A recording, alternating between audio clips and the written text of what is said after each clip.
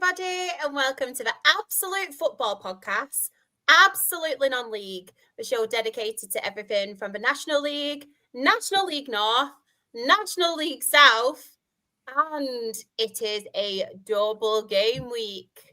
Everyone looks so happy that it's a double game week. I'm sure this podcast will have a lot of talk about managerial changes. It'll have quite a few rants. And one person who I'm going to go to first because we've missed him. Everyone in the chat, you probably missed him too. But Morgan, how are you and how have you been? I've been great. I mean, 3 months out of the country, exploring America for 3 months. Great. I'm happy now. I mean, it's nice to be in my own bed for once and getting back into the swing of football season, going from one obsession of American sports to now English football again. It's nice to go from one obsession to another, but I'm happy to be back. I mean, we were talking a little bit off air. We will get into it a little bit later, but not so many games because you've been hosting the women's rugby at York, but a lot of things going on off the pitch already this season, but we will get onto it a little bit later. Spoiler alert for everyone in the chat. We're going to leave it for now. Morgan will talk about it after, so prepare yourselves. But Jen, the J in JCB, how are you doing? I'm doing all right. I can't complain at the minute. Work, football, that's it. That's my life. And a nice shirt. A very nice shirt. We're still waiting for the stock to come in. But yeah, it's been a whirlwind of a couple of weeks, let's just put it that way. And I believe you've got a run or two or three, haven't you? Yeah, obviously I wasn't on last week, so I missed that one. So I've got last week's. And then I've also got a few from this week because some people seem to forget where we were a month ago. Let's just say that. Honestly, football fans annoy me. So fickle. But for me, in JCB, how are you, Ben? Don't you want to answer that? Football aside, life, are you okay? Well, Morgan's come back from 3 months out of the country. I want 3 months out of the country myself. So, if you can recommend a good places, Morgan, right now, I'll take it because I need to get away. I'll give you a long list. But apart from that, yeah, I'm all right. You know, it's we'll get through it somehow. Hopefully, it's just a bad patch, but we'll talk about that. But yeah, no, I'm always happy to be here with you guys, so that always makes my Monday. I feel like I'm the only one at the minute with no dramas going on, and that makes a change. Yeah. I mean, come on, it's something when I'm the happiest out of the bunch. I'm a Rochdale fan, for God's sake. We're never happy. But of course, people that do make us very happy. In the chat, we have got Luke. All right, everyone. Absolutely. I know this is another one who will not be happy. Yeah. Absolutely not looking forward to speaking about Gateshead on this show. Feels like I'm developing a pure love and hate relationship with my club. If it makes you feel better, Luke, we have saved National League till last. So if you don't want to talk about it, you can stay for National League North, National League South, and just dip, pretend your internet's gone for the National League. We do not judge, do not worry. We have got Paul. If I tell you what, my buttons on my laptop today do my head in. Paul is for evening all. Good win for Rochdale. Shah will be happy. I'm very happy. Very happy indeed. We have got Sam, bless him, has reposted the stream. Thank you very much, Sam. We have got evening all. Wealdstone supporter here who was at Scunthorpe on Saturday. Anything controversial happened this weekend? We will get onto that a little bit later, but please do stay and join in the chat for that. Very intrigued to know, obviously, your thoughts. We've got Chris. He's put evening all. We have got Sean as well in the chat. He's put Scotland 1-0 up at Belarus at half-time. Oh, nice. I mean, if anyone watched the England game, I didn't, but I heard it was very boring the other day. So, don't know if anybody else agrees. I avoided it, thankfully. Yeah, I didn't watch it. Yeah, that's how we feel about international. At least our teams are exciting. even though Goodwin for York, still not 100% on Maynard. I'm sure we will get onto that a little bit later. My laptop, what is happening? My buttons are sticking. My laptop's being a Karen. I apologise. Karen's watching, but Green Acres, evening all. One thing I did want to show you, Green Acres, as well. Jilly Abu. I've got his shirt in the background. Absolutely loving it. Honestly, these are actually my kids. So I'm pretending I'm really popular and got them shirts off them, but I've just robbed them of my kids for the time being. Be too no, though. Don't worry. Stealing. I know. Just borrowing. Don't phone the police on me, anyone. They know about it, I promise. Getting National League last, that's what I like to hear. See, Luke, I did it for you. We are home to Scunthorpe on Saturday. Hopefully for them, the game goes the distance.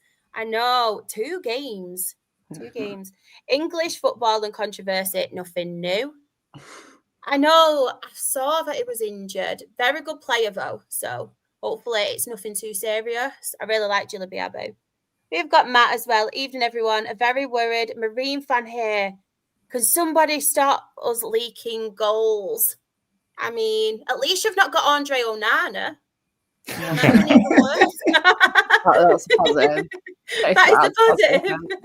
Surely your keeper's not that bad. But yeah, very, very worrying. But of course, we will. Why does this one come up? My graphics are doing me dirty. There we go. We are going to start with National League North, and it is a double game week. We are covering in all 3 leagues. So National League North, game week 7. I know we do have a couple of National League North fans in the chat. If you do want to send in your match reports, please do. I will read them out. But who wants to start? I can start if you need me to. I mean, if we're talking about standout results this week, I think we've got to start with Oxford City, to be fair, after a really heavy defeat at the weekend, last weekend against Radcliffe. Albeit they finished with 10 men, but to come back, again in style like that at home as well, obviously where they got beat heavily against Altrincham, who, again, they're one of those sides where you'd expect them to be like sort of mid-table, pushing towards the playoffs and everything like that. But that's a bit of a come down for them. And like I said, I'm pleased for Oxford City in that, because it's been a tough time for Russ Jenkins and his team. Yeah. They needed to find a response from somewhere. And that just tested what that group is like as a group of men and a group of individuals at the end of the day, that they found the strength and everything like that to come back from such a heavy defeat to doing that. And then again, I think the other one for me is obviously Merthyr as well, coming with a terrific away win at Macclesfield, where they've made that place into a fortress of the Musgroves. So again, they're continuing their fantastic start to the season. So really pleased for them. They're not showing any signs of nerves in this division. They're more than holding their own at the moment. Let's put it that way. Oh, in the chat as well, Chris has put the manager Billy Heath left Alfreton after the Oxford game. I thought I'd seen that he'd left, but I wasn't sure the timing of it. And he's been there. I think I saw he'd been there for about 7 or 8 years. He's been there for quite a long time. And I wonder if, obviously, they've just been battered by Oxford, and then I think they lost in match week 8 as well. Let's have a quick look. They've got a draw. Got a draw. But against Kings Lynn, who were quite good last year, and I think near the playoffs this year. Yeah. And I know Alfreton was always a horrible place to go. It was that game that you'd always not regret, but you'd not want to go there at all, because they played the worst football, horrible pitch. You dread it completely, because it was a horrible place to go. Billy Heath going might be, 7 years. It might be the one that changes everything. They might start playing some nice football, get their pitch in order. Because I remember when we got promoted from that league a few years ago, we were absolutely flying. We went there on, I think it was like Easter weekend or something, got beaten 3-0 by them. So this changed for Alfreton, and they got battered by Oxford, who, as Ben was saying, have had some issues with Ross Jenkins. Then Billy Heath leaves. I don't know if he was sacked or walked or what the situation was, but I did see it left. And then they get a draw against a good Alfreton team at home. This season might end up being quite weird for Alfreton, and a bit of a sliding doors moment almost of Ross Jenkins has accidentally changed the future outcome of Alfreton Town Football Club. Yeah, it's surprising as well, but unsurprising in a way, because Billy Heath's actually one of the more successful managers at this level. He's got promotion with Halifax. He's got promotion with North Ferriby. And again, North Ferriby were a club that were punching way above their weight. He's had, like I say, a lot of good times and everything like that. And I guess, this early stage of the season, I think we found it a few times in the North and the South last year, around about this time, just before 10 games in, teams started to make the early call of changing manager. And Altrincham, again, they're one of those sides that, like I say, they'll be looking towards the other end of the table rather than the bottom, because they've always been fairly comfortable at this level. And to be fair, if it is, like I say, sacking, obviously I don't know the faulties, that's obviously some of the guys in the chat would be able to say, but that's a big, blow in a way. But again, given their start to the season, it's unsurprising. 6 points sitting third from bottom. It's not the best of starts for them, and probably way below expectations for what they've been in the last couple of years. But who goes in now for them? That's the thing, because you won't get many better managers at this level than Billy Heath for me. I also think they're shoehorning themselves a little bit. Like, their recruitment will have set themselves up in a very specific way. For Billy Heath's football, that pitch, you can't get someone in that wants to try and play nice football. I know people mock non-league for always being hoofball, but there are some managers that try and play some nicer football. Yeah. Who's going to go that wants to play nice football when Alfred have recruited in a very obvious way in the last few years, having players like Matt Reid up front over the last few years? And the pitch has always been awful, and it's on a slope, I think. They're shoehorning themselves. You've got a really good manager who struggled to start the year. They're going to have to find someone at the level who can do something with the right location, because it's always a thing in non-league football.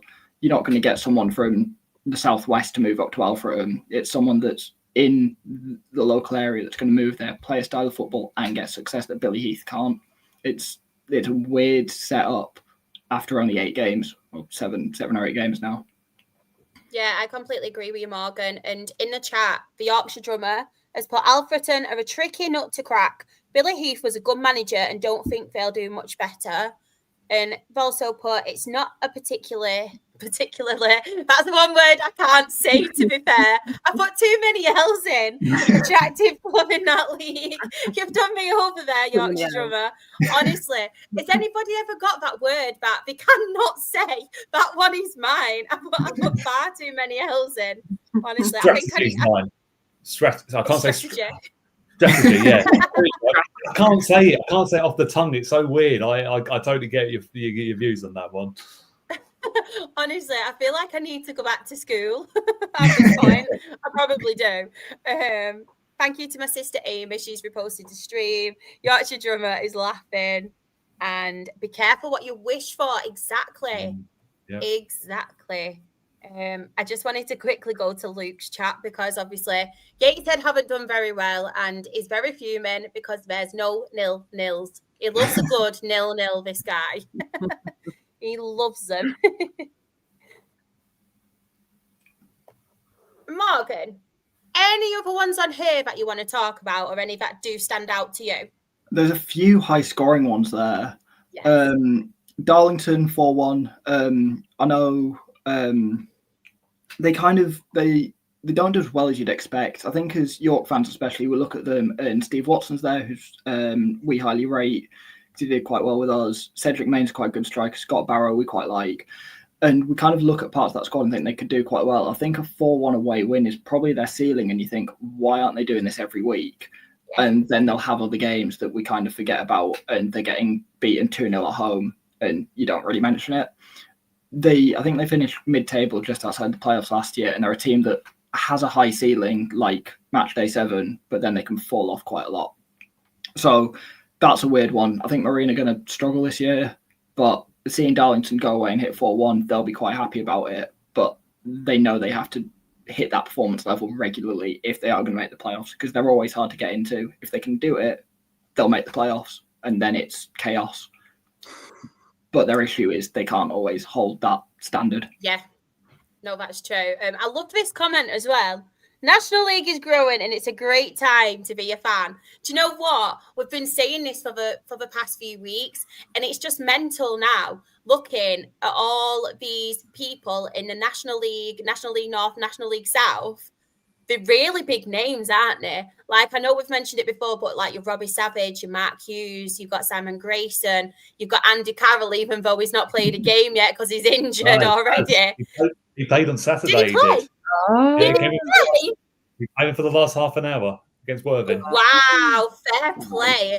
I'm really sorry, Dagenham fans. I didn't realise, but fair play. I was going to do the man dirty them and call him out, but fair play, Andy. You're quite physical, Andy. Come on now. No, but I think it's really, really good. And obviously, we all love Mark White as well. And I think Bunch of Amateurs obviously helps that as well. And seeing like some of the documentaries and just seeing non-league in general and how it's growing, I absolutely love, because we say it and we're massive advocates for it, aren't we? I know we all support teams in obviously non-league football, but it's just getting better and better. And National League South then, last season, oh my God, there was not a league as exciting as the National League South. Just a shame we didn't stay in that mix until the last month of the know. season. So that was a shame. Neutral, I would have been absolutely loving it. Put that on the TV rather than your Premier League. Sorry, Premier League show fans. Yeah, go watch the Premier League show as well, please. Yeah, go and watch the Premier League show with Sam. Sam makes it so much fun. Oh, yeah. So go and watch it. Speaking of Premier League as well, we've got our very own Dan, the Burnley fan, loving the analysis and depth for someone who's just recently got into watching a non-league club. Oh, bless. I love that. It's so good to see that the league isn't trying to adapt to a Pep style. Well, can't say that for my team. Yeah, Sorry, guilty. But do you know what? I was actually talking about it yesterday. I appeared on NL Full Time with Rob and Dickie from the show, and we were talking about non-league football and how now, to families in particular, it's more, and they'll said it again, in particular this time. No, it's more appealing taking your family to a non-league game. You obviously get that interaction with the players. It's like a social thing as well, which you do get in the Premier League, but it's just becoming so much more expensive in the Premier League. And it's one of them in the Premier League. If you miss a game, you could be poorly. If you miss a game or say something bad's happened or you can't go that game, the club are chasing you up like, why have you not used your season ticket, this and that, which I just feel like you don't really get treated as like a person. You're more like a number in the Premier League, whereas in non-league, I just think it's so much more appealing to watch, and especially for young kids who can go and feel part of something and interact with the players. I just think it's amazing. So I completely agree with that, and I love that Premier League fans and EFL fans are going watching non-league sides, whether they be as high up as National League North or South, or whether it is like a Northern Counties team or below that. I just think it's incredible. So keep doing it, everyone. You've been warned. Keep doing it. Got to do it now. Mary, a very good evening. A very good evening to you as well. Jim McNulty and Tiki Taka football is amazing. What happens after one sangria? My nearest non-league team is literally 30 seconds away from my house. I love it. Oh, I love that. And Green Acres, we had just over 2,800 last Saturday. At least 400 of that was school kids being given a free Rovers shirt. I love that so much. I think that's a really good idea. Where Forest Green is, it's not in the biggest area, so it's so easy for kids to turn on TV and choose Man United, Man City, or maybe not Man United, but Man City. Arsenal. Sorry, Sam, if you're still in. We love you, Sam. That too. But it's so easy to turn on TV and choose someone big and someone that's winning. So if Forest Green are going in schools and saying, come watch us because it's a quarter of the price, you can see Robbie Savage, you can see his top of the league, I think they are now. Sure, you'd know better. But like, it's really good that Forest Green are doing that because it's more of a rugby area. So if they can capture young kids in that area, capture the audience of that, it's a really, really good way to grow a fan base. 100%. As well, Green Acres has put, we compete with rugby here as much as the other football teams. Love that. I know with Morecambe as well, Jen. I know obviously you've had your difficulties, but just watching obviously everything that went on in the community itself, you can see how much all the generations love that club. Like the older generations, we saw them obviously watching the cricket, having bacon and sausage butties, and then obviously from the kids' point of view with that boss who came, that was just, honestly, that was heartwarming. So I bet you're exactly the same. It is crazy when you go to Morecambe. Like, I remember being part of the season ticket campaign a couple of seasons ago, and it was one of them where it was talked about like generation to generation. Like, there was one guy who said, my grandpa took me, and then I've gone with my dad, and now I go with my kids, kind of thing. So it is like a full generation thing, and it's crazy since the takeovers happened. Like, we are getting at least 3,000 a game now. It's not just sticky. It's not just one game where we played Altrincham and that's it. It's sticking, and there's a lot of new people coming. We've had back to our veteran coffee morning that we do. That's an award-winning thing that we do. And the last one we had was record numbers because they've not been able to do it since the takeover. So I think for clubs like us where there is a community, it means a lot more to fans. Like, we'll get onto it later, but the Truro fans that went to Carlisle, huge credit to them for making that trip. But all the Truro players went over at the end and physically shook every fan's hand. And I think that's what it means to follow your club. It could be 800 miles away, but you'll still go and do it. Like, it's one of them. Like, we're going to Truro at the end of the month. Yeah, it's 6 hours in a car, but it's a lot less than what Truro fans are going to be doing this season. And it just shows how much a club can mean to some people. Not just that as well. Obviously, I did want to give credit to staff and volunteers. And one thing that did warm my heart was you, Ben, because the mascot from Saturday and giving you like your little personal shout out. So it's not just like the interaction and stuff with the players, but the staff and the volunteers that do make it all happen. So, I loved that. Yeah, I was really good. I mean, I knew the mascots. I know his dad quite well. And it was brilliant because obviously where it's been a really tough period for everyone around the club and that you do forget about the little things. You think, look, the kids. I mean, I still see when mates don't lose all the time. There's still fans that stand outside the changing rooms wanting to get autographs and photos with the players, and I think that's brilliant because look, it's more than just football. It's more about feeling a part of something. And we've talked about so many times about community on this podcast and. It is a huge aspect of it. If it wasn't for a local fan base and like players you can connect with players, I wouldn't want to be a part of it. You want to feel like somewhere where you belong, and that's the thing. You forget about that, and even that thing, just getting something like that, it can make your day a little bit, and feel like what you actually do is worthwhile as a volunteer of a club. So I was absolutely over the moon and sort of got that. And like I say, it does warm my heart a little bit. So I love non-league football. What can you say? I feel like we've just advocated every aspect now of non-league football. So anybody in the chat, go to a non-league game. Like make your local club. It's like this weekend as well, isn't it? Like, I know Solihull, we're away at Solihull this weekend, and they're putting tickets for adults for £12 instead of like £20 because of the international. It's something that gets people going while there's no Premier League on. Get down to your local ground and support them, and you never know, you could be going every week after that because, to be honest, non-league football is a hell of a lot better than Premier League football. But watch your podcast tomorrow. Yeah. Jen, if you go into Solihull, enjoy it. It's in the middle of nowhere. I'm not going. Liam's going down again. Not a place to go. So Liam's going down on the Friday, but I don't think I'm going as far as I'm aware. It could change. But no, I'm looking forward to Truro the most. I think that's going to be an experience.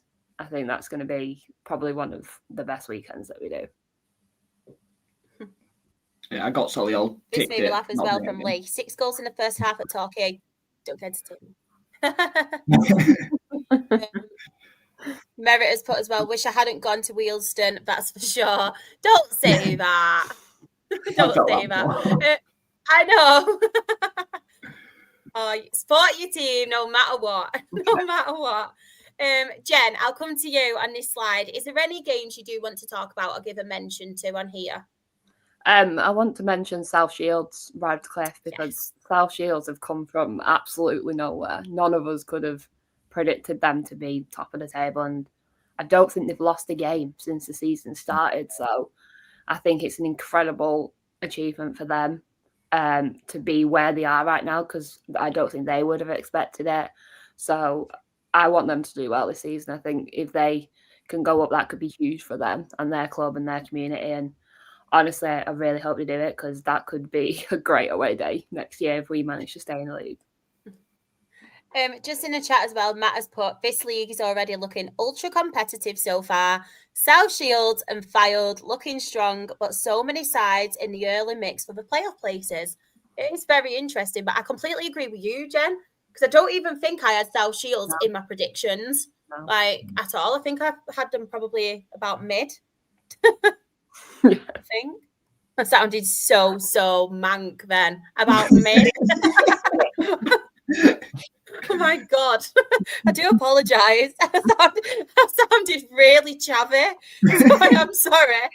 I promise I'm not always like this.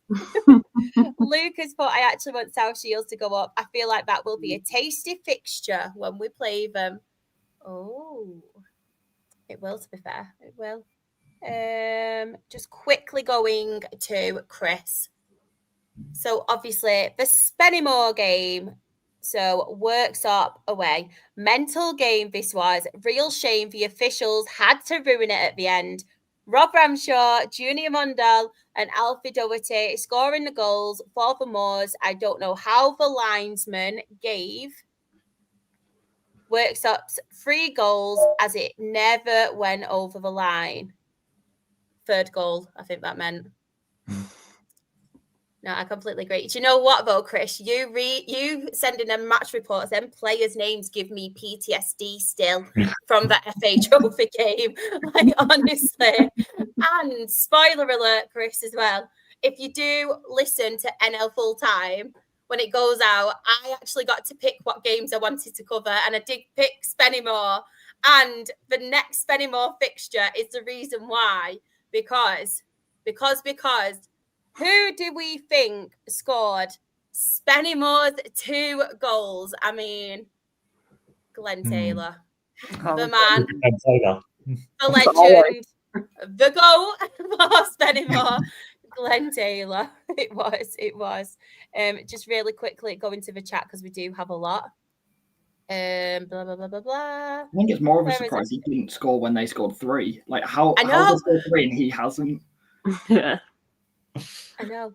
Oh, just quickly on South Shields, Yorkshire Drummers put Artney pretty bankrolled. I think they do have a little bit of money behind them now, don't they, South Shields? I'm pretty sure they're full time as well, which I mean, because obviously that's when Kevin Phillips was in there, even when they were playing 7th football. So it's not a massive surprise in the top, but then like I said, because of some of the bigger clubs in there, you would have thought that they would be where they are. So I think they are probably punching above their expectations, maybe. But yeah, I think it always helps to have a bigger budget. As we know with Fylde, they know they're well backed as well. So they're probably 2 sides you'd expect to be up there, sort of around that top 3, top 4. Just here as well, the difference between a National League and National League North must be vast, given how Fylde have started out. I think Fylde have recruited pretty well as well. I know obviously we've lost Nick Horton, but Ormrod has been scoring the goals for them, hasn't he? I think he scored another 2. Was it obviously in this fixture? But he's got off to a really, really good start. But I think even Fylde have got a little bit of finances behind them as well, haven't they? They've got a really good manager as well, Fylde. Didn't Oxford lose last week by 5? Yes, they did. For a bit like Luke's Gateshead. They're very inconsistent, aren't they? I am sorry, Luke. It wasn't a dig, by the way. It's just obviously, honestly, with Gateshead, we will come on to it. But they've just been, there's no middle with them. I feel like they either go out to win and they thrash teams or they get absolutely hammered this season. But I'm sure they will fix that and they will tweak it. Just quickly going to the chat. So Chris has put, obviously, about the Spennymoor Leamington game. Leamington at home, officials again being questionable. Should have had 2 penalties this game, but the ref gave the second one. Glenn Taylor with the 2 goals this game and a very good result at home. Very good result. Honestly, when I saw Glenn Taylor, I was like, literally, that man is Mr. Spennymoor, isn't he? In the chat as well, Matt has put, second 4-1 loss on the trot for Marine. Please, can you send good vibes, Shah, to your old pal, Bobby Grant? Do you know what, right? I promise you, if you please remind me, because I'll probably forget after the show. But like I've put some shirts here, some old shirts. I have a Rochdale Bobby Grant one. So I will put it up for you, Matt. But please remind me, because I will forget. I will, but I'll do it. So, Morgan, I'll come to you. Any on here that stand out to you, or any you just want to give a mention to? I mean, the first thing that I noticed is there's a lot of yellow on there. It's a weird week, but there's a lot of yellow. And it's 1-0 for Luke. Oh yeah, Luke, you've got your 0-0 there, Southport. Fylde at 5, Radcliffe at 4. I know we're saying just off air with John O and it's Bernard Morley, isn't it? Yeah. Yeah, they're obviously done quite well this week. Chester Scarborough. I know Chester were good last year in the playoffs, and I think we all backed them to do quite well this year. Scarborough not playing at home at all this year because of council and stadium issues. For them to go there, get one, like every game is an away game for them effectively, to go to Chester, which can never be a good place to go, to get 1-1 draw, and they're sat third after 8 games. I don't think any of us expected that.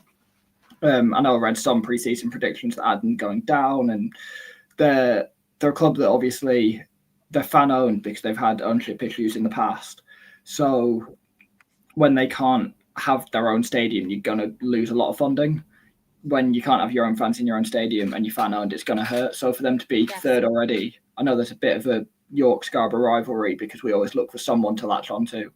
But they've started out quite well, to be fair to them. Getting a 1-1 draw away at Chester, I think that's quite a good result. No, definitely. In the chat as well, I know there's a lot of chat about Wealdstone, Scunthorpe and the abandoned games. I promise I'm not ignoring the chat. I've highlighted them and I will come back to it during National League, so please don't think I am ignoring you. I just wanted to address that so nobody thinks I'm rude. Jen, any on here that stand out to you? Merthyr Workshop, again, another team that we didn't predict to be up there, and they did lose. Not the last game, but the game before they did lose that. So it's good to see them back on the bounce now and winning 2 in a row. And again, it's another team we didn't expect to be up there, and they are in the playoffs right now. And it's crazy, some of these teams that are up there. It just shows how close these leagues are, and anyone could go up, like literally anyone. Yeah, it's quite a hard one to judge. I feel like with me, even though I try and do my research on the teams that have been promoted into National League, like North and South, I feel like I underestimate some of them and I just write them off far too easy. But yeah, they've had a really, really good start, Merthyr. They really, really have. Worksop as well. Let me just quickly check the table. Yeah. Like, they're 11th. Works up for 11th. Merthyr 5th. Like, there's not much in that at all now. Couple of wins and you're in that kind of thing. Yeah. I mean, Bedford are really the only promoted side that have somewhat struggled a little bit. And then again, like I say, they've got 6 points out of the first 8. So it's not exactly like they're sitting with 0. So I think the promoted sides are slowly adapting to the league. Obviously, we know Telford have been in this league a number of times and everything. They've gone back and forth a bit like a yo-yo. But again, you'd expect them to be safe, but you just don't know who you're going to get with them. But no, you got to give credit to Merthyr and Worksop. Again, two sides have never really played at this level before, and they're smashing it at the moment. To be fair to them, so fair play. Definitely, Ben. I will come to you. I won't miss you out. Any on here you do want to talk about or give a mention to, and then I will read a couple of the match reports out. I'll give a quick bit of mention to Chorley because I don't think I've mentioned them too much, to be honest. In fact, they got to come back from behind against Telford at home, and Chorley have sort of just been slowly chipping away at the points. I mean, they're sitting 4th at the moment, so they're not having a bad season at the moment. Again, this is sort of what we expected. Again, that's why I think I put them in my top 7. So it's not a surprise, but again, year after year, obviously the disappointments they have in the playoffs, they normally have to keep coming back and trying again. But to be fair, they do manage to get a good amount of consistency. I mean, you look at obviously at the moment, obviously I know we're only early on, but Sheffield United in the Championship, always up either the bottom of the Premier League or the top of the Championship. At the moment, they're sitting rock bottom of the Championship. So it shows you've got to have that same mentality to come back every season and keep going, knowing that eventually it will happen one year. So obviously, we're only 8 games in, but Chorley are probably about where they should be at the moment. So, yeah, no, it's good 3 points to them. And like I say, home record's going to be key for them because Victory Park's not an easy venue to go to. It's probably a very tricky venue it is. Very hostile atmosphere, I think, if you're a visiting fan going there. But, certainly great 3 points for them regardless. Definitely. A couple I did want to point out, obviously, Hereford. I think they've got a couple of late goals in the last games to obviously get the draws, which is good because we speak about Hereford quite a lot, don't we? And it's nice to obviously see them picking up the points. Macclesfield. I mean, Kidderminster, don't get me wrong. Decent team. But yeah, Macclesfield only getting a point there. I did want to mention again, obviously, the AFC filed one, but more from a Peterborough Sports point of view, because they are really, really struggling, aren't they, this season? They seem to be conceding a lot of goals, but they're not scoring either. And I think a few of us had them down to struggle this season in our predictions, but it's not good, is it, when you look at it?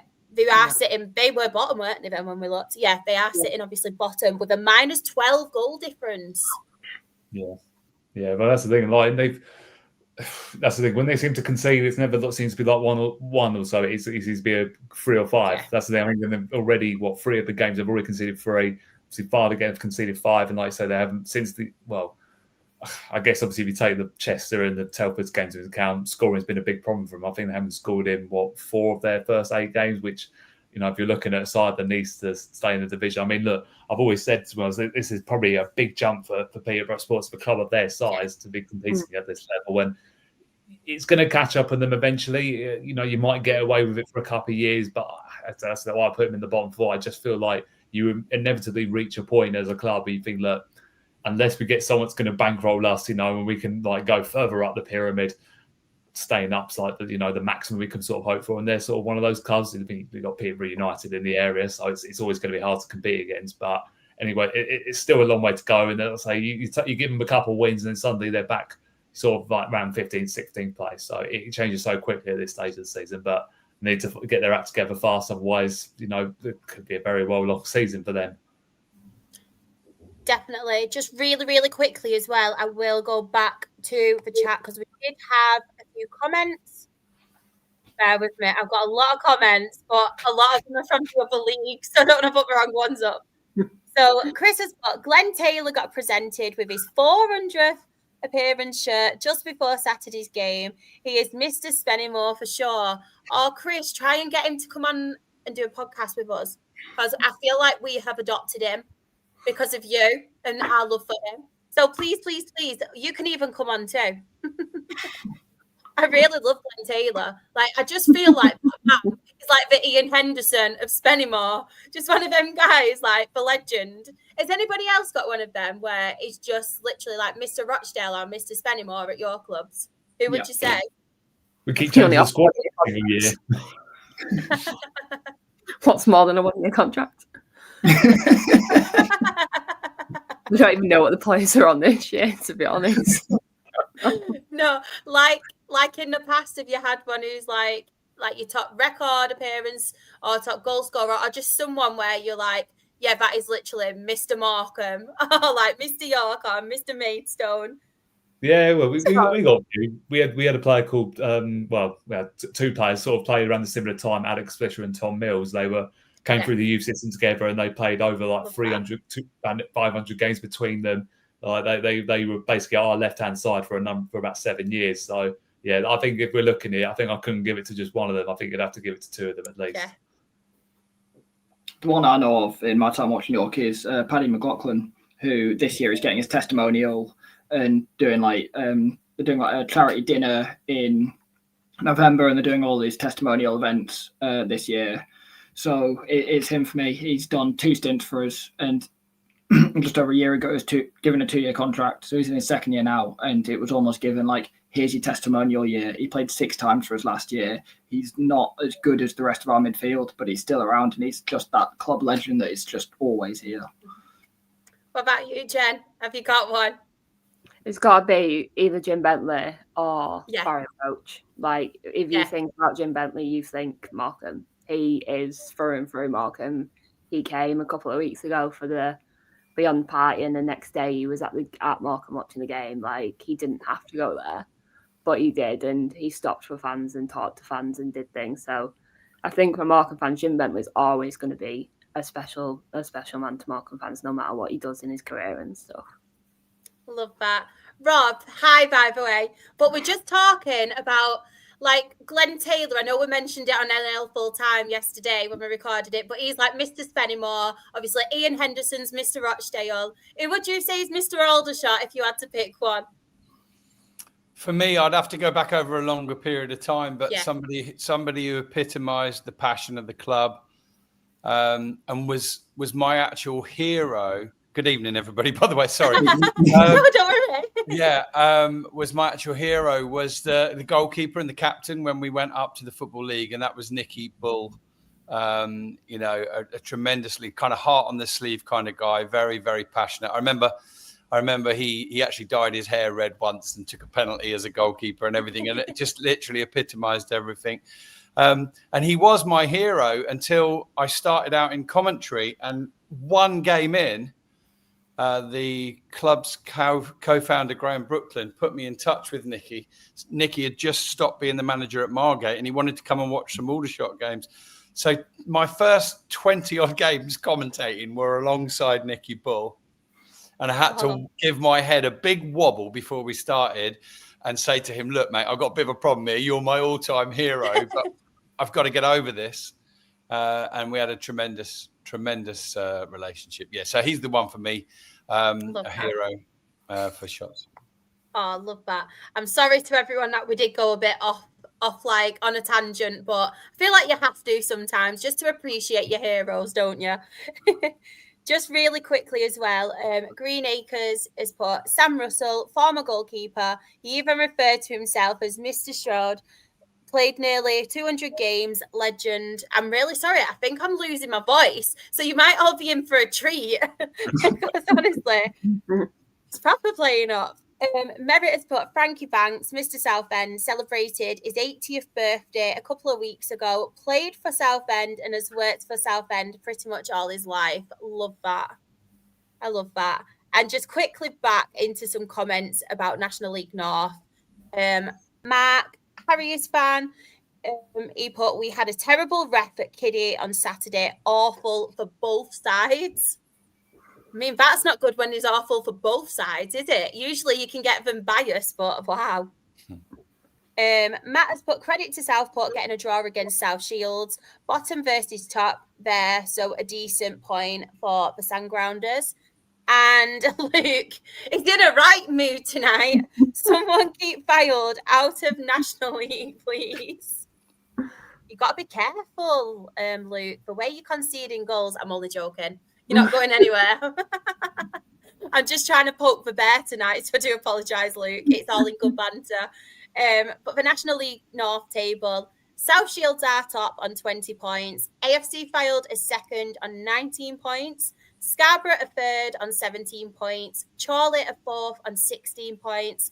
Merthyr Town are fifth on 15 points. Kidderminster Harriers are sixth on 15 points. And Spennymoor Town, Chris, are seventh on 14 points. And then in the relegation zone, we have in 21st, Bedford Town on 6 points. Alfreton Town are 22nd on 6 points. Southport are 23rd on 4 points. And Peterborough Sports are bottom of the National League North on 4 points. We'll just quickly go to the chat. Refs in National League are pretty much useless. And I think you know who mine is. Super Sammy Hoskins. I know it's not relevant to this podcast as well, but someone's just tagged me in a tweet on Twitter, and apparently Dele Alli is going to Wrexham on a free contract, if anybody wanted to know. Wow. Yeah. Just thought I'd let you all know. But National League South now. So anybody who is a National League South fan in the chat, if you've got anything to say, want to send in your match reports, please do. But Rob, I'll come to you first. Any standouts from match day 7 on here? Yeah, I mean, what caught my eye was a magnificent win for Farnborough away at Chelmsford, who under the old manager and the new one don't seem to concede that many goals. So that was a bit freakish. But I don't know too much about the detail of it. So in all fairness, I should take Hornchurch 1, Dorking Wanderers 0, because I was there. It was Tuesday night. I thought about having a nice quiet night before the long trip to Truro, and I blew it out the window and went to Hornchurch anyway, because people will know I've got a soft spot for Dorking. I've also kept in touch with Josh Reese, who plays there now, and I've never been to Hornchurch. They play at a stadium which has got an athletics track round it, so it's not the most conducive to watching football or having an atmosphere. But they've started the season really well. That was part of the intrigue as well. It was a really tight game. There was very little in it. The game kicked off. Charlie Carter burst forward and curled a shot, and it came thumping back off the post. And it turned out to be probably the most clear-cut chance for Dorking all evening. Dorking did go on to create quite a few chances, but they should have been ahead at half-time and weren't. Hornchurch stayed in the game nicely, and they took their chance when it came along. They got a nice blend, Hornchurch, of 4, 5, 6 kind of players almost through the spine that have been there and done it at this level. And then a lot of impressive youngsters too. So well done, Hornchurch. They deserved it for their perseverance in the game and for taking their chance when it came along. Good atmosphere, actually. Lively social club there. Plenty of Dorking fans in attendance making lots of noise. And thoroughly glad that I went. Just not the right result for Dorking, but well done, Hornchurch. Ben, I'm not going to make you talk Maidstone just yet, don't worry. But is there any on here that stand out, or any you do want to talk about on game week 7? Well, I think, to be fair, Maidenhead actually deserve a bit of credit, because they had a really tough start to the season. They just seemed to be sort of heading towards the bottom 4, but then they picked up a couple of really good wins recently. Obviously, Tuesday against Bath and Saturday against Chelmsford. They were always one of those sides you'd expect to be in around the top 7. And like I say, it's still early days, but I think they're now starting to hit their element. I think, to be fair, they probably had a little bit of a reality check. No, they weren't just going to come back into this division and completely roll it. So to go away from home Tuesday night to Bath, which again, Bath, Twine Parks has always been a difficult venue now, because Bath don't concede a lot of goals, to be fair. And that's a big shock for them, because normally they've built themselves in the last sort of couple of seasons. Like they don't score a lot, but they didn't concede a lot either. And obviously defeat to Dorking, whether that had any impact on it at all, because they'd had a fairly okay start to the season, to be a bit similar to us. But then concede 4 against Maidenhead. Not probably the most ideal evening for them, really, but terrific for them. Like, that sort of started, I think, a little bit of a roller coaster for them now. I think I'd expect it to go on a little bit of a run now. When you've got that momentum behind you scoring goals, then confidence is going to be high in the camp. So that would be the standout for me. Jen, have you got a standout on here, or just any you want to give a mention to? Mine would probably be Dover and Dagenham and Redbridge, obviously, because Dover are in the playoff spots at the minute, and Dagenham are down in the relegation zone. So that is a great result for Dagenham to get a point out of a game that could possibly help them out later on in the season. So that would have been the standout for me. Morgan, have you got any on here you want to give a mention to? The one just below it, Hampton, Richmond, Torquay stands out. Torquay obviously got so close last year with that insane title race and just missing out at the end.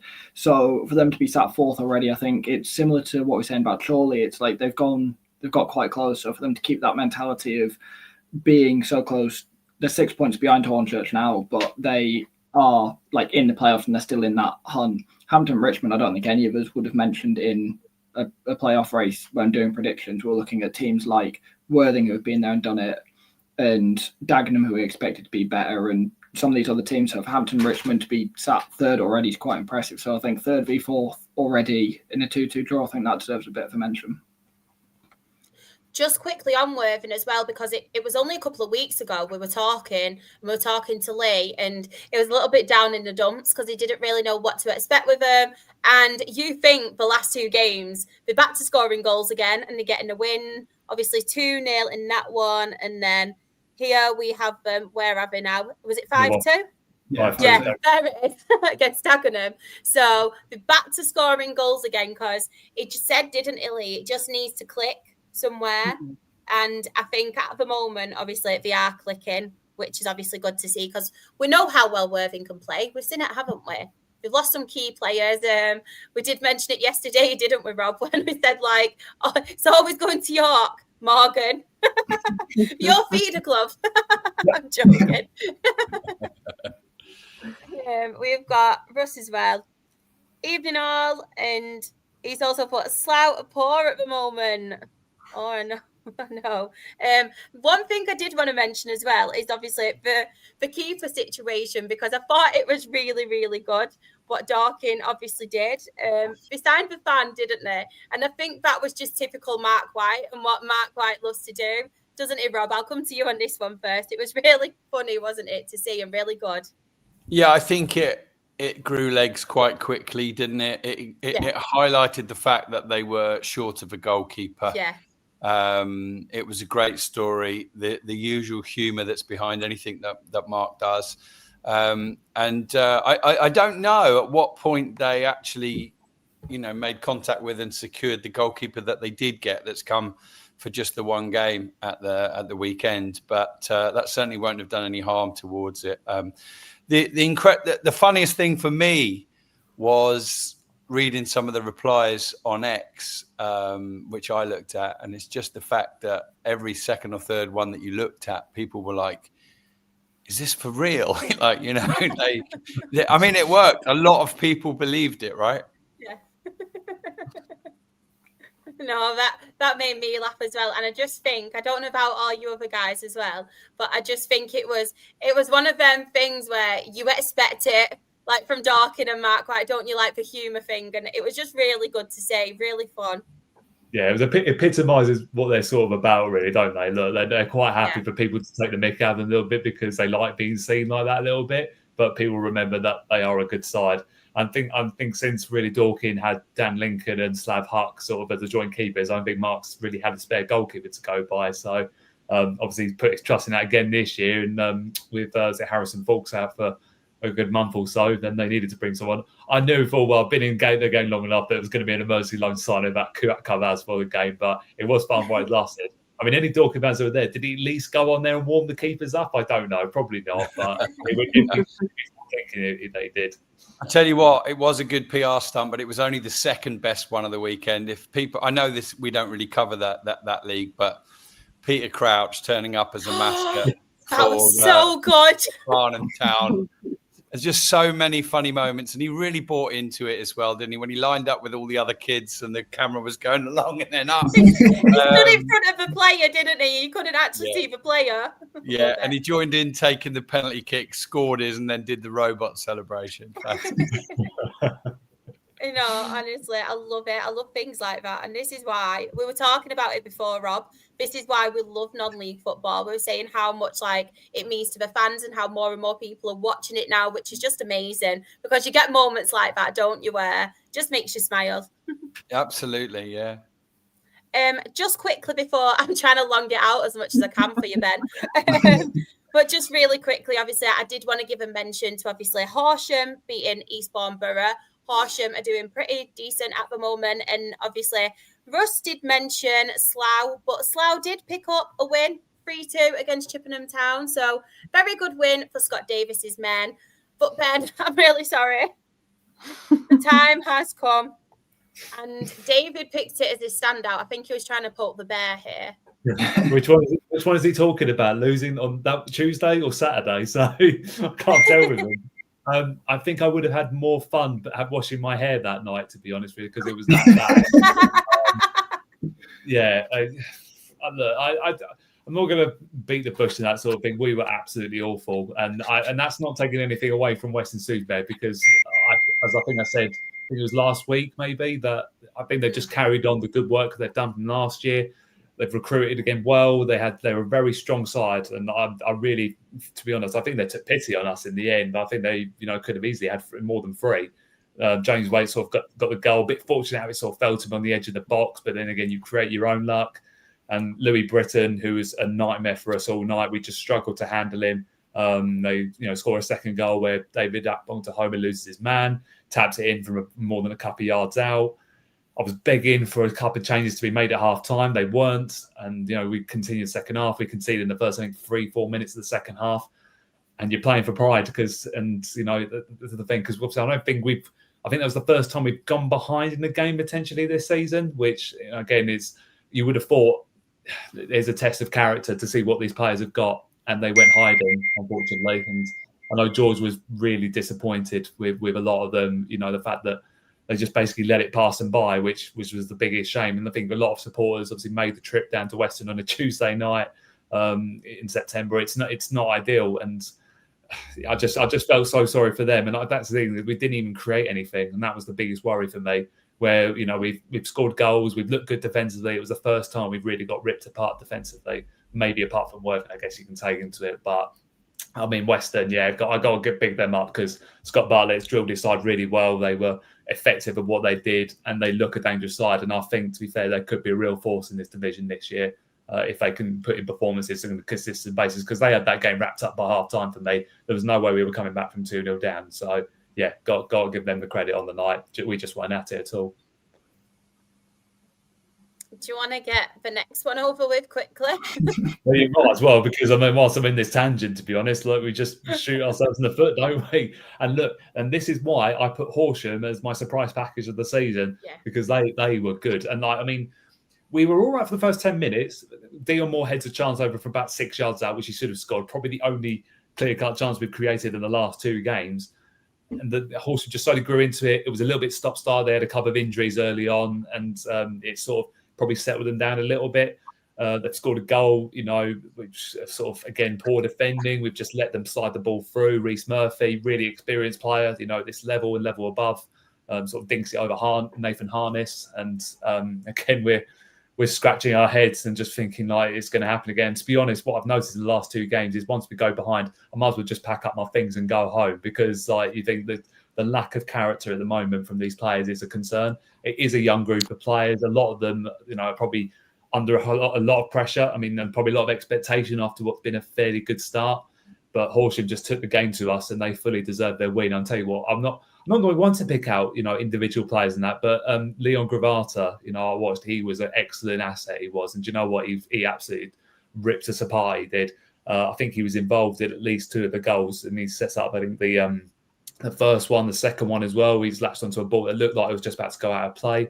Plays it across for Reece Meekham's, easy finish. And then second half, we've just done exactly the same thing and just let the second half pass us by, just going sideways, not looking to, try and change up a little bit. Players were too scared to run at players. And it's a massive concern. And by the time Greg Lure puts a 3-0, which, by the way, if anyone hasn't seen the goal, was a diabolical defensive error. We're sort of 2 players have run into each other, and then it's just bounced off, Lure's foot into the bottom corner, and you just think that's just the way it's going. And we have missed Lexus Beeden at the back for us. He's been missing for the last couple of games, and we just look so vulnerable defensively, where we look so assured of ourselves. I think 2 goals in the first 5 games we conceded. We've now conceded 9 in the last 3, which is just nowhere near good enough for a George Edakobi side that's built himself on good defences and being hard to break down. Everyone seems to be finding ways to break us down so easily. And the problem is we don't even look like scoring. And that's a massive concern. And George is fully aware, and he knows that changes need to be made now. He needs to bring in bodies, and then they can't just be any bodies. They need to bring in some quality. Otherwise, I don't want to be cynical. We could be looking at the other end of the table, because there's no club is too big to go down from this division. And just, I feel like the cracks are starting to show a little bit. And I hope I'm wrong. I really do hope I'm wrong. But I think it really started from that last minute equaliser at Worthing. I'm sort of going, is this starting to show now what we sort of all expected in the summer after what was a very good start? But do you know what? But Horsham, one thing I will say about Horsham, their fans, unbelievable they were, their supporters. They took at least a couple of hundred and sung for non-stop behind the goal. And some of their chants were absolutely hilarious. Like the journey they've been on as a football club. I mean, they came to us last time 13 years ago, and then we were about to just go our different ways. And that they played county league football, we played national league, and now they're beating us in their own home patch and like playing us, rip us apart. So I got to give credit. I'm a big fan of Dom DePala, and he fully deserved that afternoon. And again, Horsham just now starting to find their rhythm and starting to really adapt to the level now. A couple of clean sheets and scoring some goals. So I'm really pleased for them. Just really quickly as well, I do have a question in the chat. Who's under the most pressure, Ben? Angelo Harrop, George Ellacobi, Lee Bradbury, or Matt Gray? I think it's got to be Lee Bradbury for me at Dagenham. I think a lot of expectations have been put on Dagenham. They are probably one of the biggest clubs in this division by a mile. You think, look, they're talking about just over a decade ago, they're playing League One football, and now they're in the bottom four of the National League South.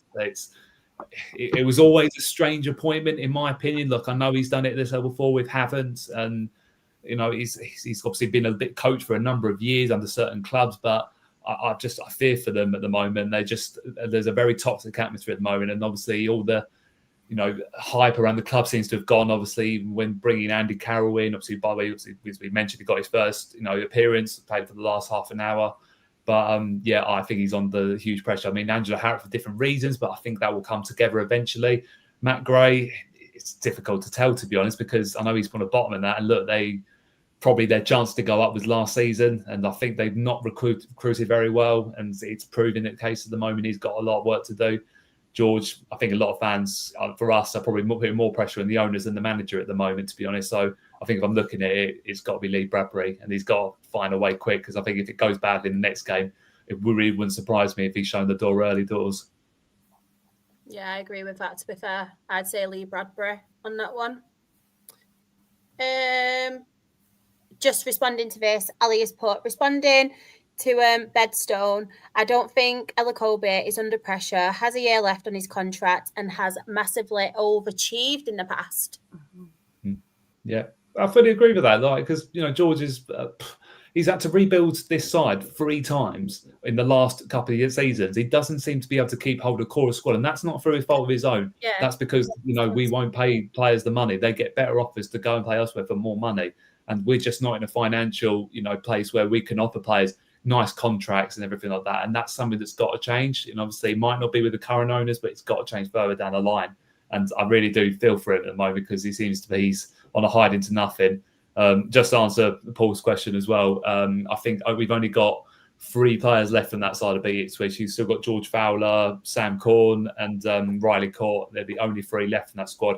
Everyone else now has gone to different clubs. And it is a massive shame, because I think that was only 18 months ago. And look at it now, we've changed about 2 squads since then. So it is a massive shame to see where we're having to do again. And fans are just losing patience with it at the moment. But I don't think they can put much on it on George, because George has only been given a budget to work with. It's up to the owners to back him. And if they don't, then, you can't expect him to work miracles. I think he's done tremendous in the last few years. And I will still back him. But obviously, look, he has still got to take part of the blame, because tactics-wise, it's not working at the moment. And something's got to change. But I'm still confident that he'll bring in players and that can help sort it out. I'll give you a little rest now, Ben. Jen, anyone here you want to give a mention to? It's got to be Worthington and Dagenham Redbridge. What an absolute belter of a game that would have been to watch. 5-2. Amazing for Worthington. They finally seem like they're getting somewhere now, which is what they needed. But Dagenham and Redbridge are really struggling this season.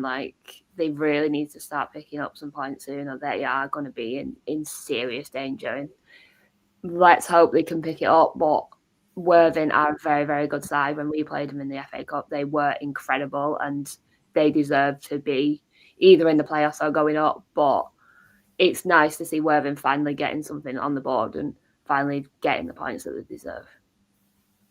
Morgan, anyone here for you?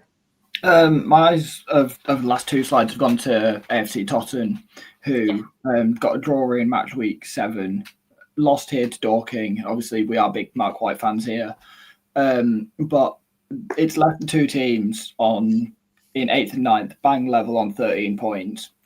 2 teams that you'd have quite different pre-season expectations for. Obviously, Dorking have been up in the National League recently, and they were in the playoffs last year, and Mark White's got quite high expectations for himself and the club and the squad and everything like that. And he's obviously kept quite a lot of that squad together. Players like Jason Pryor have been there for a few years now.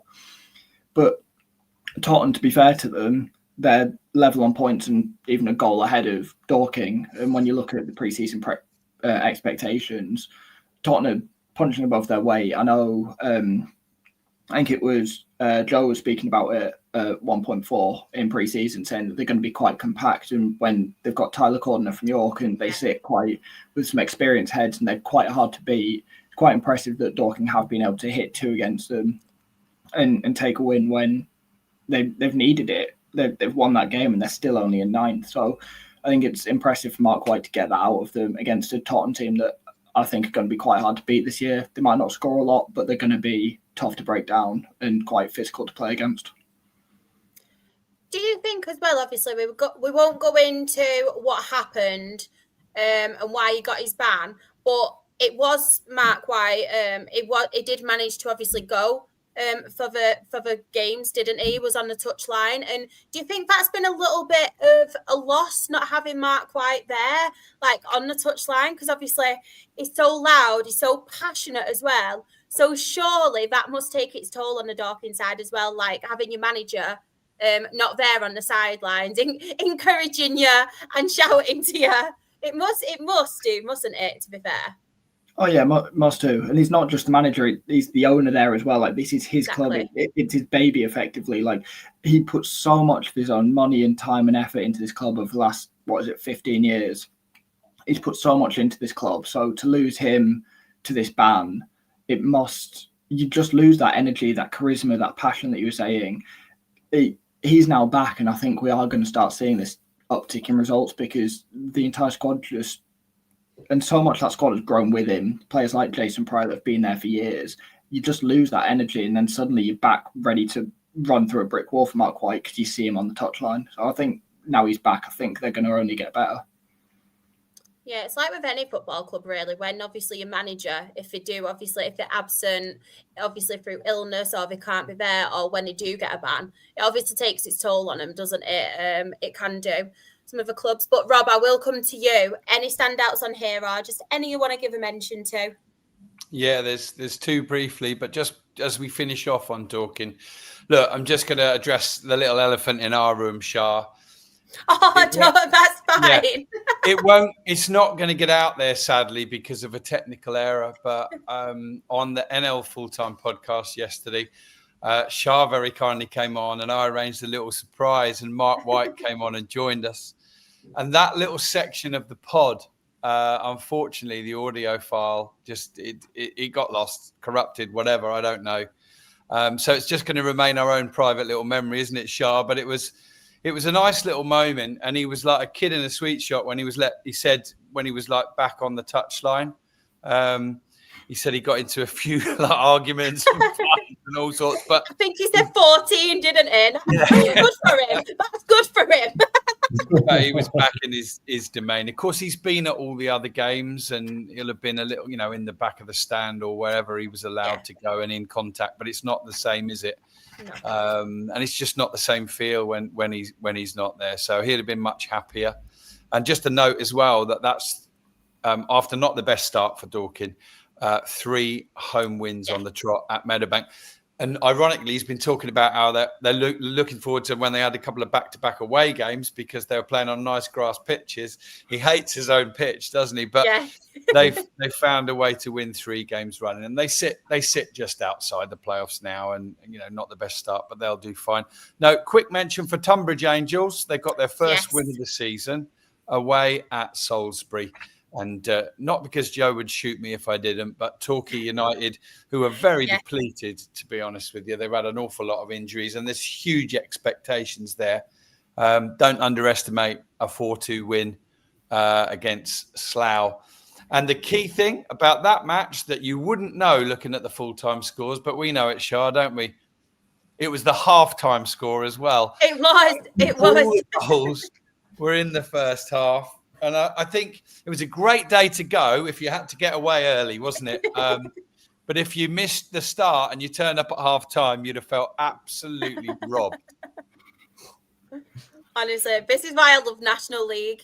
And honestly, non-league football, National League North, National League South, they give you that kind of entertainment. But imagine being stuck in traffic and getting there at like half time. You'd be absolutely wounded, wouldn't you? But Leah's put Torquay 4-2. Don't get that sort of entertainment in the Prem. Oh, don't start again. Don't We've start. already had this as well, but we've been encouraging them all to go and watch Sam's podcast tomorrow. Yeah, we're just the warm up for that. Exactly. But the National League South table. So top of the table, we have Hornchurch on 20 points. I even pronounced my H then. I'm getting better at this. Weston-super-Mare are second on 19 points. Hampton and Richmond are third on 15 points. Torquay United are fourth on 14 points. Maidenhead United are fifth on 14 points. Hemel Hempstead are sixth on 13 points. And Dover Athletic are seventh on 13 points. In the relegation zone, though, 21st, we have Dagenham and Redbridge on 6 points.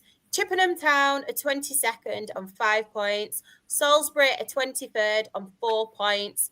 And Eastbourne Borough are bottom of the National League South on 3 points. Quickly go back to the chat. Anything? We will get onto them later. David has put another great win for Maidenhead, I think that is. Right. We have a lot to cover in a National League because we do have managerial sackings. We have abandoned games. And Rob, we have very entertaining Aldershot Town again. Do you want to talk about them now?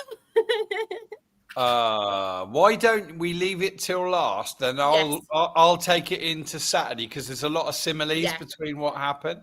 No problem. I'll let you speak though. Any you want to talk about on here first from National League? Yeah, I mean the one that stands out, and I mean there was an incredible game at Sutton that somebody else might want to talk about, but the one that stands out for me is Wealdstone.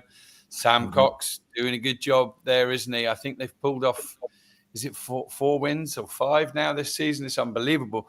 And they're beating Southend United, the first time Southend United had lost this season. That their fans have said they weren't quite there, quite at the races, but Grosvenor Vale is not a place you can go midweek facing Wealdstone down that slope if you're not up for it. As simple as that, really. So yeah, full credit to Sam Fox, and Wealdstone are more than a quarter of the way through the the target points they'll need to maintain their place in this division, which is and has to be their target. Well done to Wealdstone. Honestly, I was watching that game and I actually put a big tweet out after it because even when they played us, they looked good. You could see how good. They're very well set up as well. Sam Cox has got them brilliantly set up.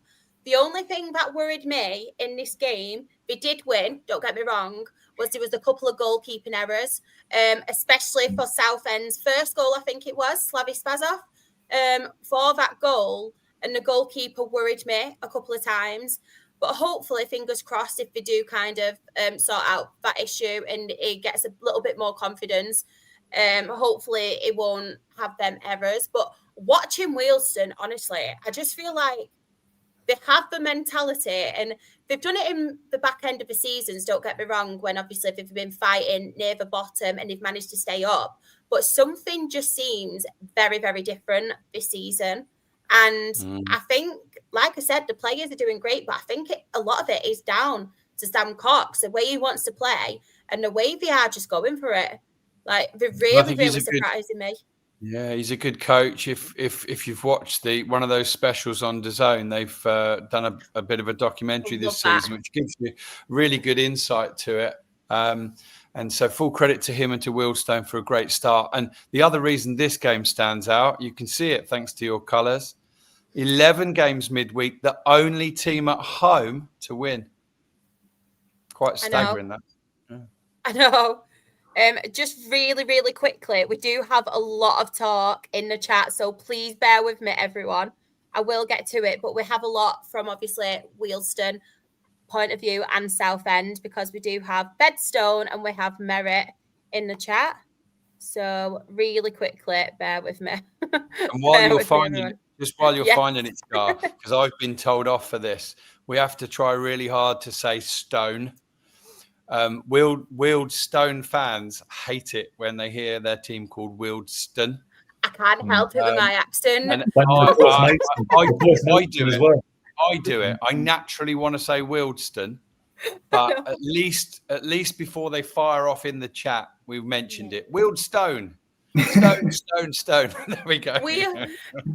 Wealdstone. See, when I say it as two when I'm concentrating, I say it as two separate words. Wealdstone. But when I say it fast, Wealdstone, I can't help it.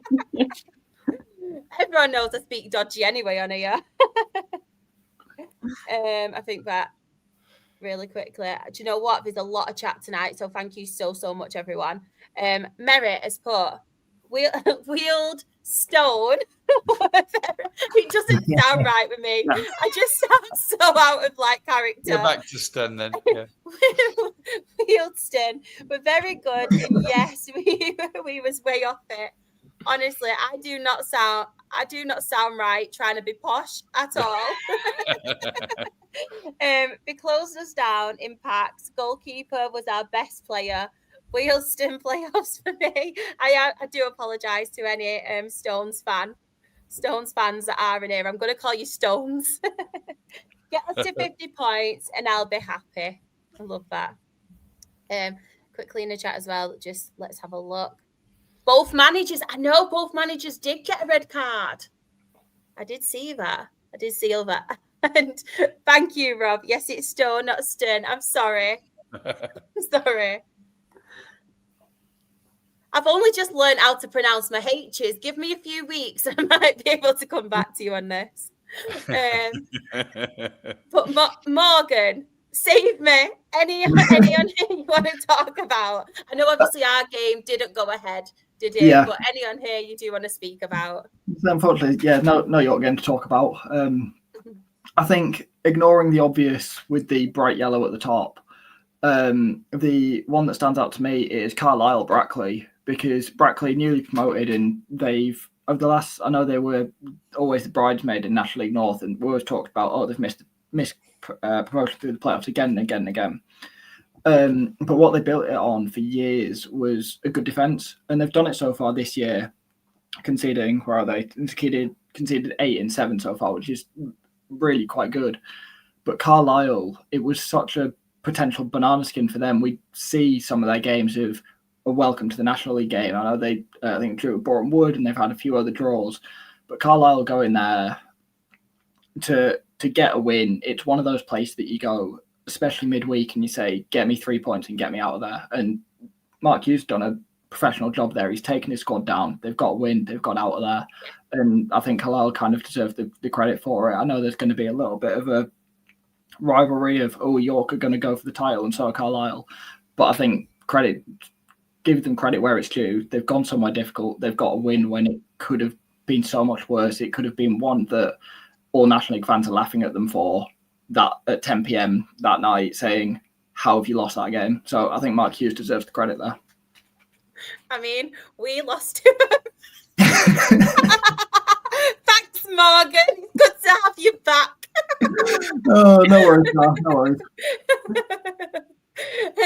Jen, I mean, when we were watching this game, and I bet you thought, when obviously you went 1-0 up, didn't you? And what a goal, must I add. A fantastic goal. But what are your thoughts on this game? Morecambe, Forest Green. I mean, it was always going to be a tough game, to be fair, though. Yeah. Always. Going into the game, I was expecting to get nothing out of it, to be quite honest with you. They are an unreal side, and that showed. It showed. When we scored, I was at home and I was watching it, and it's not just the goal. It's not just Guion slotting it in top. It's the work before the goal. Yeah. The work that went in before they even got close to it was incredible. And then first 20 minutes, if that's the football we're getting towards and that's the football Ash wants to play, I'm all for it, because that was the most exciting football I think any Morecambe fan has watched since they've supported this team. And I think going into it, we scored, and then obviously we did end up losing, but it's one of them where we knew we were probably going to lose it. We knew we aren't going to win against the side who are top of the table. They are probably, in my opinion, going to go up. They are just that good of a team at the minute. And it showed how good they are when they scored them 3 goals. It was one of them. And as a Morecambe fan, you sit there and you think, all right, okay, we've lost that. But like Liam just said, it's just a process. Every other club has had 2 months pre-season, 2 months of getting to know each other, 2 months of gelling together. We've had 3 weeks. That's it. We've had 4 games back to back. Most of them have been away. Players have had to travel. They are shattered. They are training. We've got injuries now. Ash is going to have to sit down tomorrow and think, right, I need to get some players in because we've only got 16, 17 players and we're already down 2 already. It's one of them where I think going into Forest Green, I wasn't expecting anything. But like a lot of Morecambe fans said, once Guion scored that goal and we saw them 20 minutes of football, we were just like, right, okay, this is what Ash is working towards. We can wait. We can hang on. Because at the end of the day, it's going to take time. It's not going to be instant. We're not going to win every single game that we play. It's going to be hard and it's going to be difficult for the first couple of months. But I can honestly say I'm proud of every single one of them boys who played against Forest Green because they showed against the top side who have had pre-season, who have been together for God knows how long, that we can, with work, get to where we should be. And I think a lot of Morecambe fans and a lot of people that I've spoken to and my friends and stuff, I said this season is survival. The owners have said that from the get-go. From the get-go, Punjab have turned around and said, today and this season is all about survival. If we can survive in this league, it's a miracle because we shouldn't even be here right now. We shouldn't be thinking about playing a game or playing against a team that's probably going to go up. But I think from the first 20 minutes that I saw, I can honestly say I think we'll be fine. I think we will be absolutely fine. It's just going to take time for us to gel and stuff. But I just want to give credit to Forest Green because they are an incredible side. And I generally think with Robbie Savage at the helm, they're probably going to go up this season. Do you know what? It's really, really surprised me, Robbie Savage. Like, obviously, I loved what he did at Macclesfield, but then I didn't really know what to expect with him at Forest Green. And I know Greenacres is in the chat, so I'd love, obviously, their opinion on him as well before, obviously, he got the job and what the opinions were. But I just think, and I know we spoke about it, Rob, didn't we? I love how passionate he is and how involved he is with all the fans, and he's going into the crowd singing and things like that. And credit where credit's due, it comes across so well, and he has got them playing some really, really good football.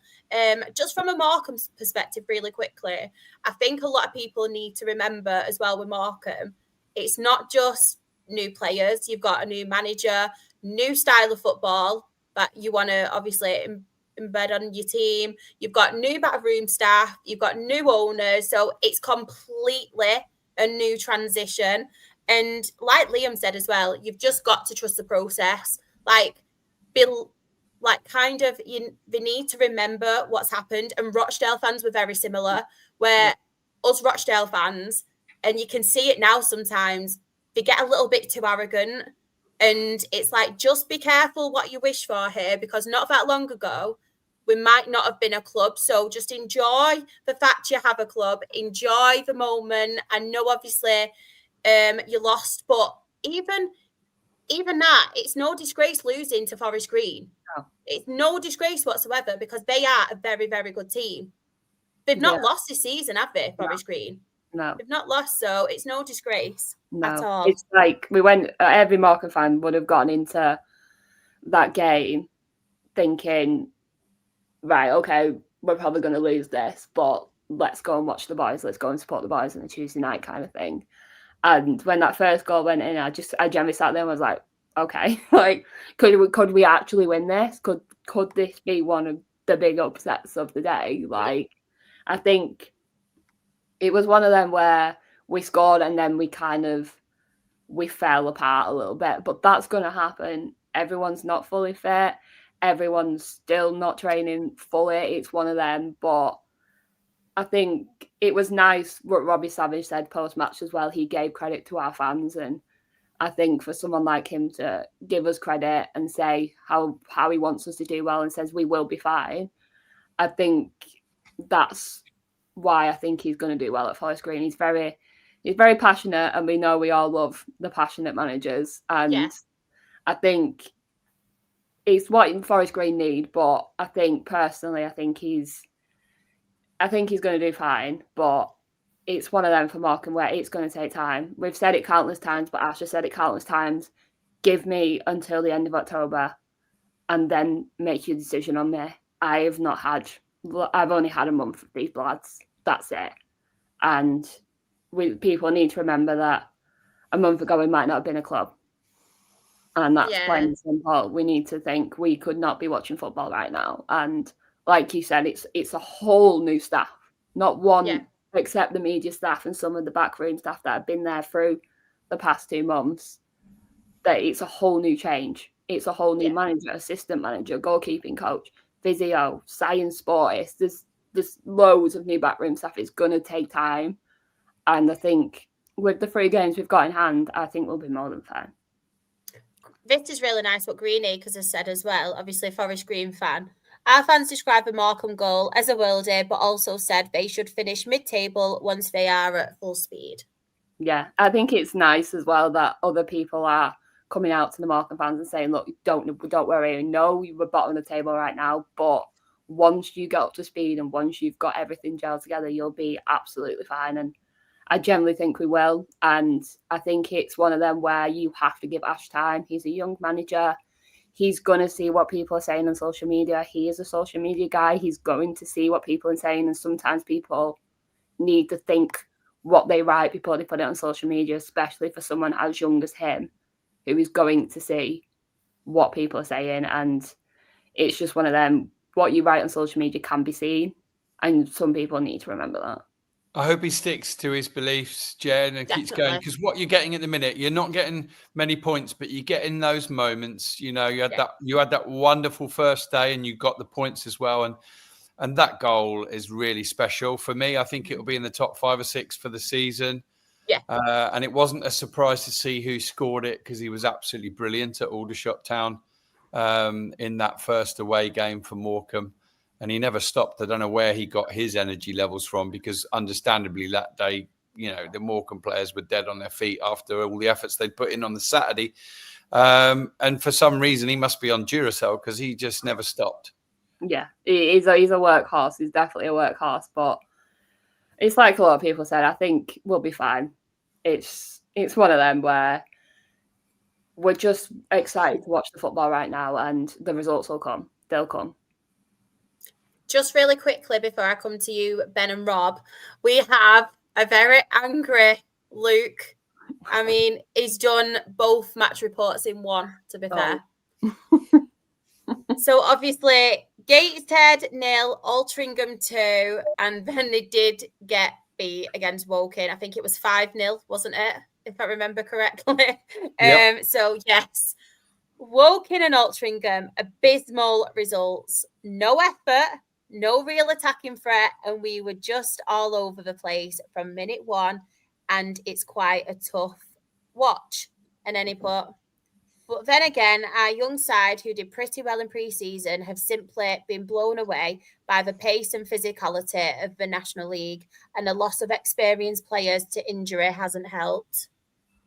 Yeah, a good example of that is Connor Panny. You know, he's an up-and-coming young footballer, but he's had to adjust to playing at centre-back, and I believe he got sent off in one of those games as well. So, you know, when your luck's, you know, when things are down, they're down, aren't they? Yeah, it's just mentioned really quickly as well. We need to sort ourselves out, but I feel like we will find our feet. But at this moment, it's quite tough to watch your side play awfully. 21 goals conceded in 7 games and an average of conceding 3 goals a game. By the way, talk about leaking goals. Ben, any standouts for you on here? I'll go for Tamworth, actually, beating Braintree. Braintree, the only reason that they're not bottom of the league is because they've had a fairly good home record to start off with. We've jinxed them. We talked about this, didn't we, last week? And we jinxed them because then midweek, straight after the pod, they've done this. Yeah, exactly. And you think like they've played 4 away games on the road, haven't got a single point. And I don't think they'd conceded at home even before that game. So they've been very hard to break down. And I think we said it not that long ago about how their ground is probably a very tough venue for maybe some of the bigger clubs to go down there and get something, because there's a amount of expectation, and probably Braintree rise their game as well. I know obviously Luke will be looking forward to their trip there this weekend, I'm sure. But I think there's probably a little bit of disappointment there, because that's probably a little bit of an early 6 points with both teams sort of level on points, I think, really. For Tamworth, they've been buzzing with that on a Tuesday night to go down there and get 3 points, that's for sure. Manny Duca as well, getting on the score sheet, ex-Stone as well. So glad to see he's thriving back in the National League. Just really, really quickly as well in the chat, Chris has put Sutton 3, Boreham Wood 4. Wow. Merritt has put Boston, great result. Hartlepool decent. I'll say. I know what you mean though. 7 goals at Sutton, another clean sheet for Dale. We got a clean sheet that day because we didn't play. But yeah, another clean sheet, which we will get on to. But really quickly, let's address the elephant in the room. So Eastleigh 1, Scunthorpe United 1. The match did get abandoned. 2 serious injuries to both players. They are fine though now. It has been announced. So that's really great to hear. But Scunthorpe, they have had 2 games abandoned in a week. What do we all make of it? And people, you can have your say in the chat as well. I know we do have a Wealdstone fan in the chat. But Rob, I'll come to you first. What do you make of it all? Well, first and foremost, our thoughts are always with the players injured. And that does, and it's right that presides over everything, even though it's a bit odd, I think, if you're at these games and you sat there and you don't know what's going on. But for me, it's really simple. One example like this should have been enough, but now we've had another one, a few days later, unfortunately involving one of the same 2 clubs as well. We need clarity, National League. We need clarity about what happens in these situations. Just make a decision and communicate it clear, and so that everybody knows, because unfortunately in this one, there was, I believe, less than 60 seconds of the added time left. But in the subsequent one that happened on the weekend, there was 10 or 11 minutes left. And the other difference is that this game was level and the other game, one of the teams was winning. So you're going to get these accusations like in the one that's up there, Scunthorpe 2, Wealdstone 1. There was about 10 or 11 minutes, I think, left at the time. And, you're going to get these accusations that one team doesn't want to go back out there because they're losing.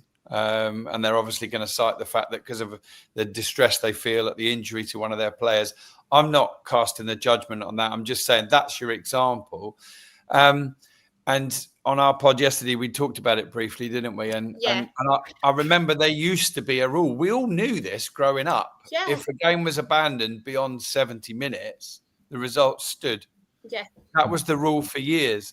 I'm not even saying it's the right rule. And it might be the right rule in some circumstances and not others, but someone else has just said that. But that's my only point on it, really. Can we have some clarity, please, National League? Can you get together as a board? Can you make some decisions and can you communicate them before this happens again?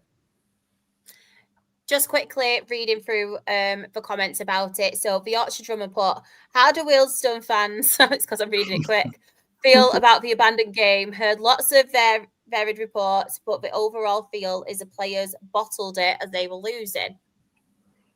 We do have, I'll get onto the abandoned fixture when the team bring it up.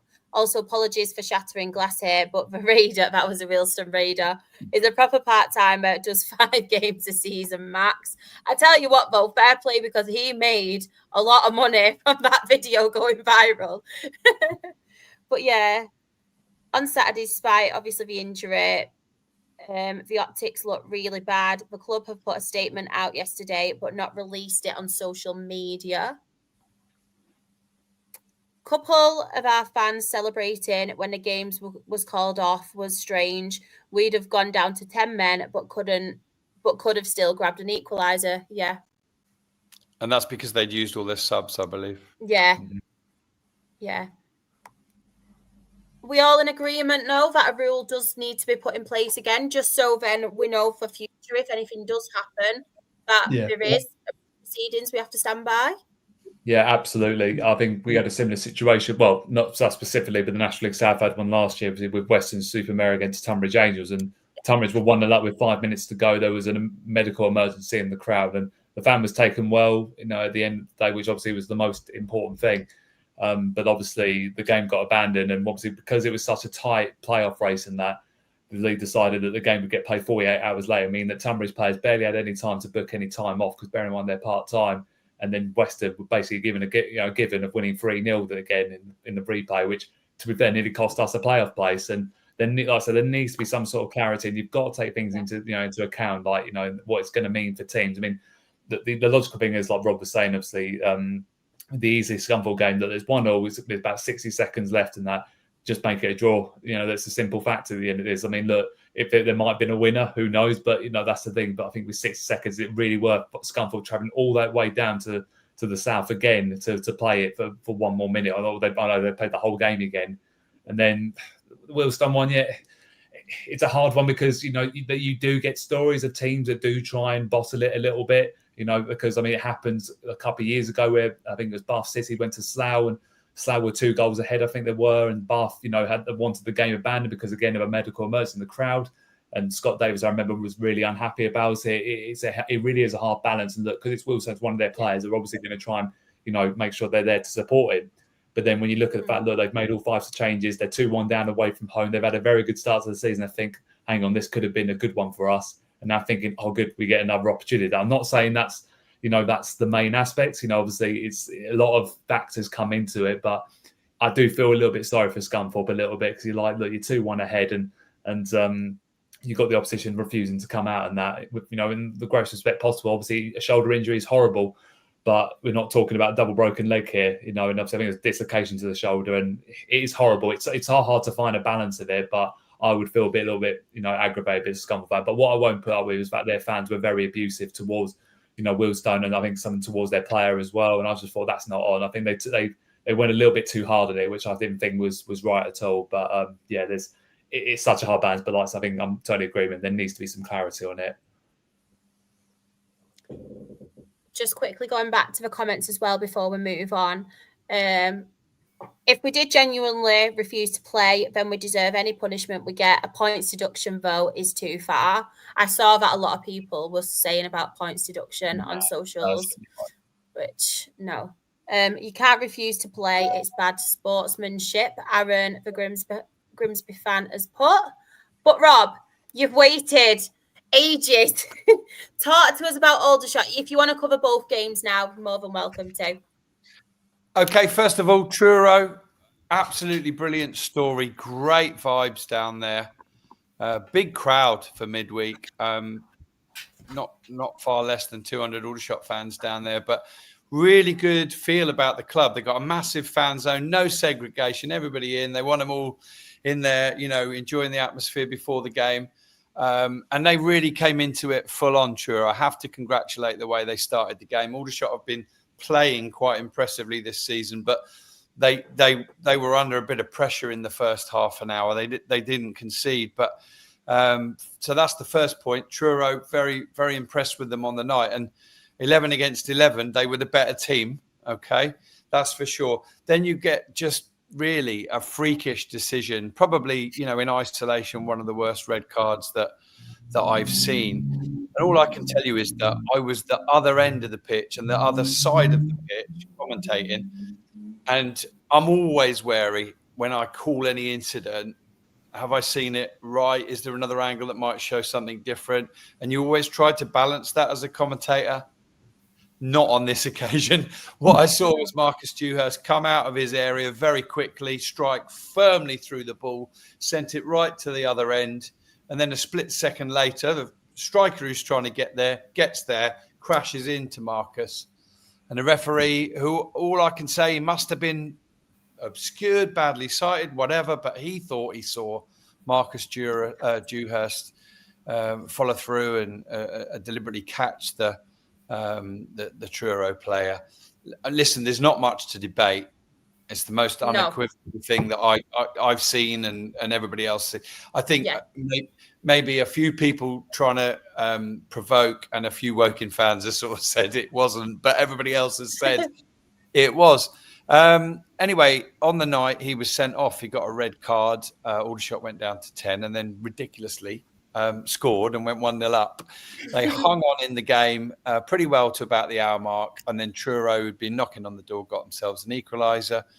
Truro got what looked like a winner 6-7 minutes from time, and it felt like shots are just going to be gallant kind of losers, really battling hard with 10 men. They then went down to 9. Cameron Hargreaves picking up a second yellow. And it felt like a pretty wretched night all round until the 97th and final minute when our substitute centre-back pushed up front like you do when you're down to 9 or 8 men. We slung across into the box and he got shoved and the referee gave us a penalty. James Henry had just come on as a sub, tucked it away. And Aldershot had something to take home from a night where it hadn't really been their night. They hadn't played their best. Yeah. So that was Wednesday. As I say, full credit to Truro. And then on Saturday, Aldershot Town played Brackley, and guess what? 40 minutes in, they went 1-0 up. Then, unfortunately, in the second half, in one moment, we didn't actually realise Ben Jackson had already got a yellow card, but he was adjudged. There was a coming together, let's say, with Gazdeen. Who I think one of you guys mentioned earlier, it might have been you, Morgan, about the nous that Brackley have got through that spine. Matlow, Gazdeen, they were very, very good. They took us on, by the way. They took us on. They weren't Brackley trying to park the bus. Coming together between those two, referee saw it as a clear penalty and a second yellow for Ben Jackson, so he sent him off. And Aldershot Town once again found themselves down to 10 men whilst 1-0 up. They then went 2-1 down again like they did at Truro and got a late equaliser again. That's pretty much the story of it. It was on DAZN. Some people may have watched it anyway. I just have to highlight, you can't do that. You can't stay in matches with 9 men, 10 men. It was actually 8 on Wednesday because Will Nightingale was stood on the pitch. He couldn't even move. You don't do that without tremendous guts, character, and togetherness. And Tommy Widdrington would tell you his team kind of represent him, and that's his personality, passion, never say die. I'm so proud of them on a couple of days when the refereeing decisions, let's say, haven't gone their way, that they haven't sulked, they haven't thrown their toys out, they haven't given up, and they've battled for 2 really hard-fought points. Lots to say positive about Brackley Town. I thought they might go down before the season started, but having seen them in the flesh, I think they'll be absolutely fine. Yeah. Gav Cowan's a very positive manager. I had the opportunity to interview him for the pod. And I think they'll do all right. I know they've already beaten your side at Shah. Sorry to mention that again. I know, everyone's mentioning it today. It's worthy of note, isn't it? No, that's 100%. Bloody good Rochdale side. And I know they made a lot of changes that day. But, Brackley will be absolutely fine. Yeah. And just, I'd be missing an opportunity if I didn't say Aldershot Town. Yes, they've conceded 17 goals, but they've scored 22 now. And it's the most in the top 7 divisions of English football. Yeah. And it's just such a treat to watch and an even bigger treat to commentate on. And that's it. I'm done. Sorry. Oh, no, don't be sorry. Do not be sorry. Do you know what, Morgan? I'm going to come to you because obviously You've not been on in a while. First time you've come on, obviously, because you have been away. And first time you've obviously played in a while because the home games, you haven't played them because they have been hosting a women's rugby. But Yeovil Town 1, York City 3. Talk to us. I mean, I've seen the highlights of it since. I wasn't able to make the journey down, having landed 24 hours before the game or whatever it was.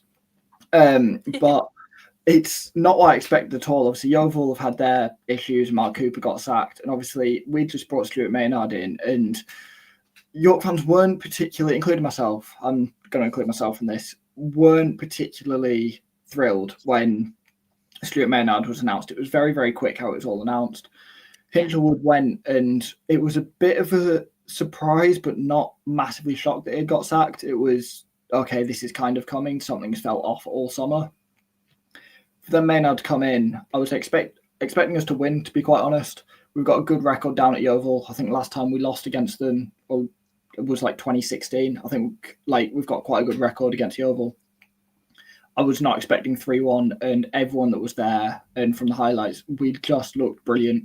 It looked quick. It looked assertive. It looked dominant. It looked like we'd come to play. We weren't just coming to pass the ball around the back for 70 minutes or an hour and have 70% possession, like Notts County said. Like, we saw Notts County fans saying, you're going to have the ball and do nothing with it. So it was nice that we went there, and the first goal was a penalty. I think it was the first goal was a penalty. Ball over the top, Joe Felix pushed from the back, and when Ollie Pearce takes a penalty, he usually scores it. Okay, he missed one earlier in the season, but we'll ignore that. And then it was just kind of off to the races from there. I can't quite remember how the second goal came about. I know it was squared to Ollie Banks, but from about 12 yards out, I think it was, he finished it quite easily, side-footed. Conceded a very York City goal in the last year or so. We just gave him the ball. Harrison Mail had it. Bad pass. Striker taps it in from 6 yards. It's a goal we'll concede last year, goal concede this year. And Stuart Maynard in his post-match just came out and said, I'd take full blame on that. It's how I want my players to play. If we concede like that, it's fine. It's not on the players' fault. I'll take full responsibility. And then I think 5 minutes later, went straight back up the other end. And people say 2-1's a bit of a dangerous score. So it was really good that we just turned it straight back on them and said, goal. It was an own goal in the end. Ball squared across, and the Yeovil defender slid to get in the way and unfortunately put it into his own net. But Yeovil fans were saying, we look brilliant. York fans are saying, we look brilliant. And it's really good that after the chaos we've had so far this year, with not playing at home, a change of manager, all these expectations piled on us, we get a bit of stability and we go and win very comfortably. In 3-1 doesn't always look comfortable. Everyone said it was a really comfortable, really easy win, which is really good to see. Love that. Ollie Banks as well, may I add, is one of them players. He always has a good game against us, but you cannot argue because I really like him, I loved him at Chesterfield as well. I think he is really, really good. And he's probably one of my favourite lower league players, Ollie Banks, and now obviously non-league. But I was proper chuffed because I thought he is one player who will stand out at York and the typical York signing. But then part of me in pre-season was thinking, they're doing it again. All these players, all these really good players, they're doing it again. But I'm really chuffed for Ollie Banks. He's, like I said, he's someone that I really, really like. Just quickly in the chat as well. On a final note, wishing nothing but the best for Stu Maynard at York. Probably the most likeable guy in football and gave us so many enjoyable moments here at Wealdstone. I've done it again, yay! I feel like I need a badge or some kind of certificate at this point. Really quickly as well, Chris has mentioned a lot of home wins, York being the odd one out. I could talk about last summer and the last few weeks for hours on end, but I won't get there right now. There's a lot to talk about. Ben, any on here you want to talk about or any that stand out to you? I think Solihull Moors against Boston. Solihull obviously have had a tough couple of weeks. Obviously, with letting Matt Taylor go, they sort of desperately need points on the board. For a club, obviously, their stature and obviously their reputation in the last few years, where they've been in the playoffs, they've been in playoff finals, and they've just fallen a little bit short. They're nowhere near where they should be at the moment. And like I say, against a Boston side who have started okay, but now have obviously slipped down a little bit in recent weeks. So it's important for Solihull that they've sort of got get a little bit of momentum going. And I think it's always better if you do it away from home as well, especially when there's probably a little bit less pressure on you, because you're probably thinking, look, clean slate. We've got, like I said, probably a new chap to come in, and it's important now that they sort of start taking the games to teams again, which is what they're good at. They're a good physical side, and they were very effective when we played them in the FA Cup last year. So they'll be really pleased, obviously, the fact, and maybe just a little bit of relief all round to say, look, they've sort of got 3 points now. Can they build on that? And if they get a couple of poor performances again, you do fear for them a little bit. But again, until they get a new manager in, it's always hard. Just wanted to quickly, before I come to you, Jen, point out a couple of games. Obviously, a really good win for Altrincham at home to Sutton. We have mentioned a couple of times with Altrincham how they are it's been one of them where sometimes they seem to lose a lot of good players, like obviously we've mentioned on numerous occasions, Alex Newby and Regan Linney being the main two. But obviously they've signed a couple of good strikers. They are scoring goals, but they just seem to be a little bit inconsistent at the minute. And you notice that in seasons, don't you? Where obviously they're still up and around there, but they are quite inconsistent. I know Sutton are struggling at the moment as well. Another one I did want to mention is obviously Carlisle beating Truro 3-0. Armstrong, very, very good player. And Regan Linney, we know what I can do. And yet again, scoring a very good goal. Truro seem to be struggling away from home. You can understand, obviously, the miles that we do have to travel. That's what worries me, because we have Truro this weekend. And I think it's going to be real tough for us, because I feel like they are very good at home, comfortable at home. And I feel like with Truro, them results at home are very, very vital. So I am worried about that. But I will get on to Dale in a second. Jen, I will come to you, obviously, on the Boreham Wood 3, Morecambe 0. It was quite a mental 27 minutes for one of your players as well, wasn't it? But please talk to us. You just have one of them players that you just want to shake them, like literally shake them. Like, I don't know what Terrell was thinking at all. I didn't watch the game because I was at work, but he literally came on. I think it was like the 22nd minute, and then the 26th minute. He got booked, and then like 10 minutes later he was sent off, and I was just like, really, mate, this is what we're doing right now. Like, he is not on the fan side at the minute. He doesn't have a lot of fans that like him, let's just put him that way. He's not, it was one of them games where you expect, I'm not a fan of Boreham Wood, but we'll get to that in a minute. But the way they've treated some people and the staff is absolutely atrocious. But I'll get onto that in a minute.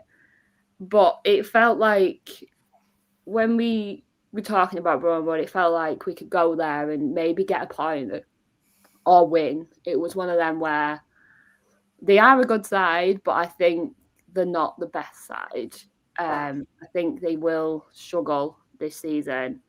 But the first goal that went in, it was just one of them where you just thought, our defence is one that needs work. There is a lacking in a right back. That is something that needs looking at fast. And our midfield, because we lost Tom White.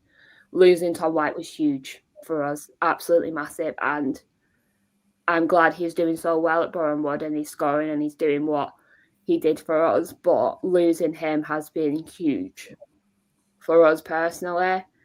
I think once the first goal went in, the heads went down, and there was no real fight there. There was a couple of chances where Guion could have scored, and then there was a couple of times where Ben Tollett could have scored, and it could easily have changed the game to be 1-1, and it's a totally different game if we could have scored one of them. But I think the hardest thing to take away from this is losing two of our senior players. Jan went off, I think it was like the 25th minute or something, with a groin injury. We still don't know what's going on. The players have been off today, so it depends what he's like when he comes in tomorrow. Guion went down with a hamstring injury. He could be out. That's 2 key players. That's our captain out.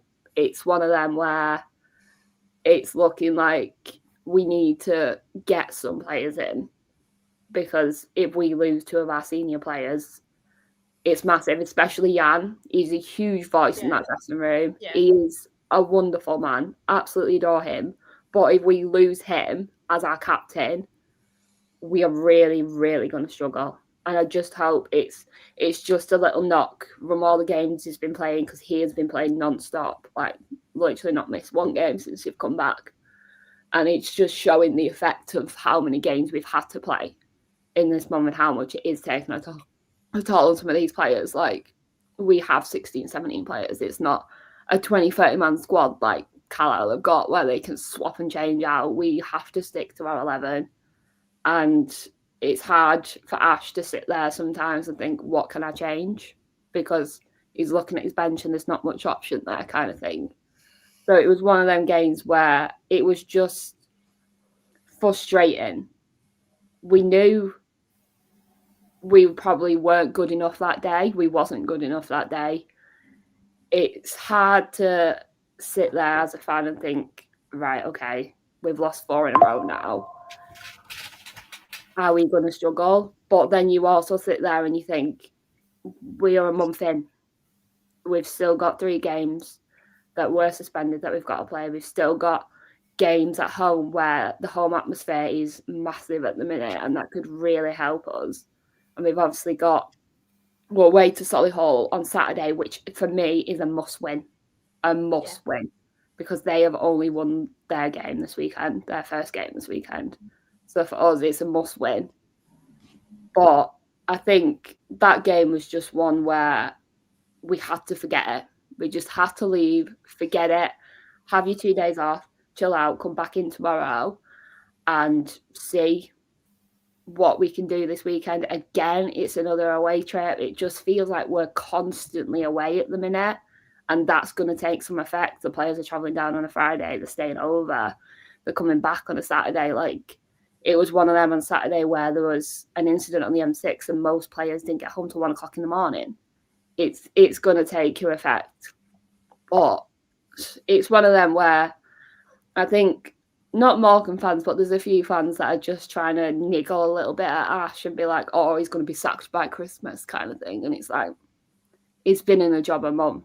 Like, give him a chance to figure out his squad. Give him a chance to know what his best side is and what he needs to bring in. But for me, it was just one of them games where we had to just leave and forget about it and focus on Solihull on Saturday. Yeah, again, no, Jen. Like, Boreham Wood, they are no pushovers, to be fair. And I know, obviously, you lost 3-0, but you have been on a tough run and you're playing some tough teams. Like, the start that you've had, to be fair, you are playing some tough teams. But even when we played Boreham Wood, and I said this to Rob as well on an L full time, when we played Boreham Wood, even though we beat them, it was only because Manny D had that couple of minutes where we scored the goals. Because apart from that, I think it were 2 goals in 3 minutes. Apart from that, they looked a very good, strong, solid, well set up side, Boreham Wood. So it's nothing. They're doing amazing. I mean, I know it's tough. We're hearing it quite rightly from Jen's point of view from Morecambe's, but we've got to acknowledge Boreham Wood have just come up to this division. And after those 4 teams that have slightly broken away at the top, they're the next team. They're in 5th place. They won 4-3 at Sutton. So, you know, they're absolutely flying. I think Jen wanted to make a point about other aspects of Boreham Wood as a football club, which come on and make those, Jen. That's fine. You won't be the first. But I want to take nothing. I don't think we should take anything away from Luke Garrard and Boreham Wood. Very good manager. Who've settled incredibly quickly and incredibly well back in the division. Yeah, very good. You know how much I love and respect Luke Garrard for what he did previously as well as now. But Jen, please go ahead. Go ahead. So, Boreham Wood, I don't know where to start. I've never, ever dealt with a side like this in the 10 years I've supported them. Our local commentary were denied entry into Boreham Wood to do his commentary. In the 28 years he has worked for the local station, he has never been told he cannot enter the stadium. They have this rule where they only work with the BBC and they only allow the BBC in. Now, our local radio station isn't the BBC. So they had to fight basically to try and get him in, and they still said no. I find it absolutely atrocious that they spent someone who has worked 28 years of their life doing this for their job, and suddenly they're not allowed in because of this rule that you have. I think it's ridiculous from our point of view. He's been there every single home and away. He's never missed a home and away game ever commentating.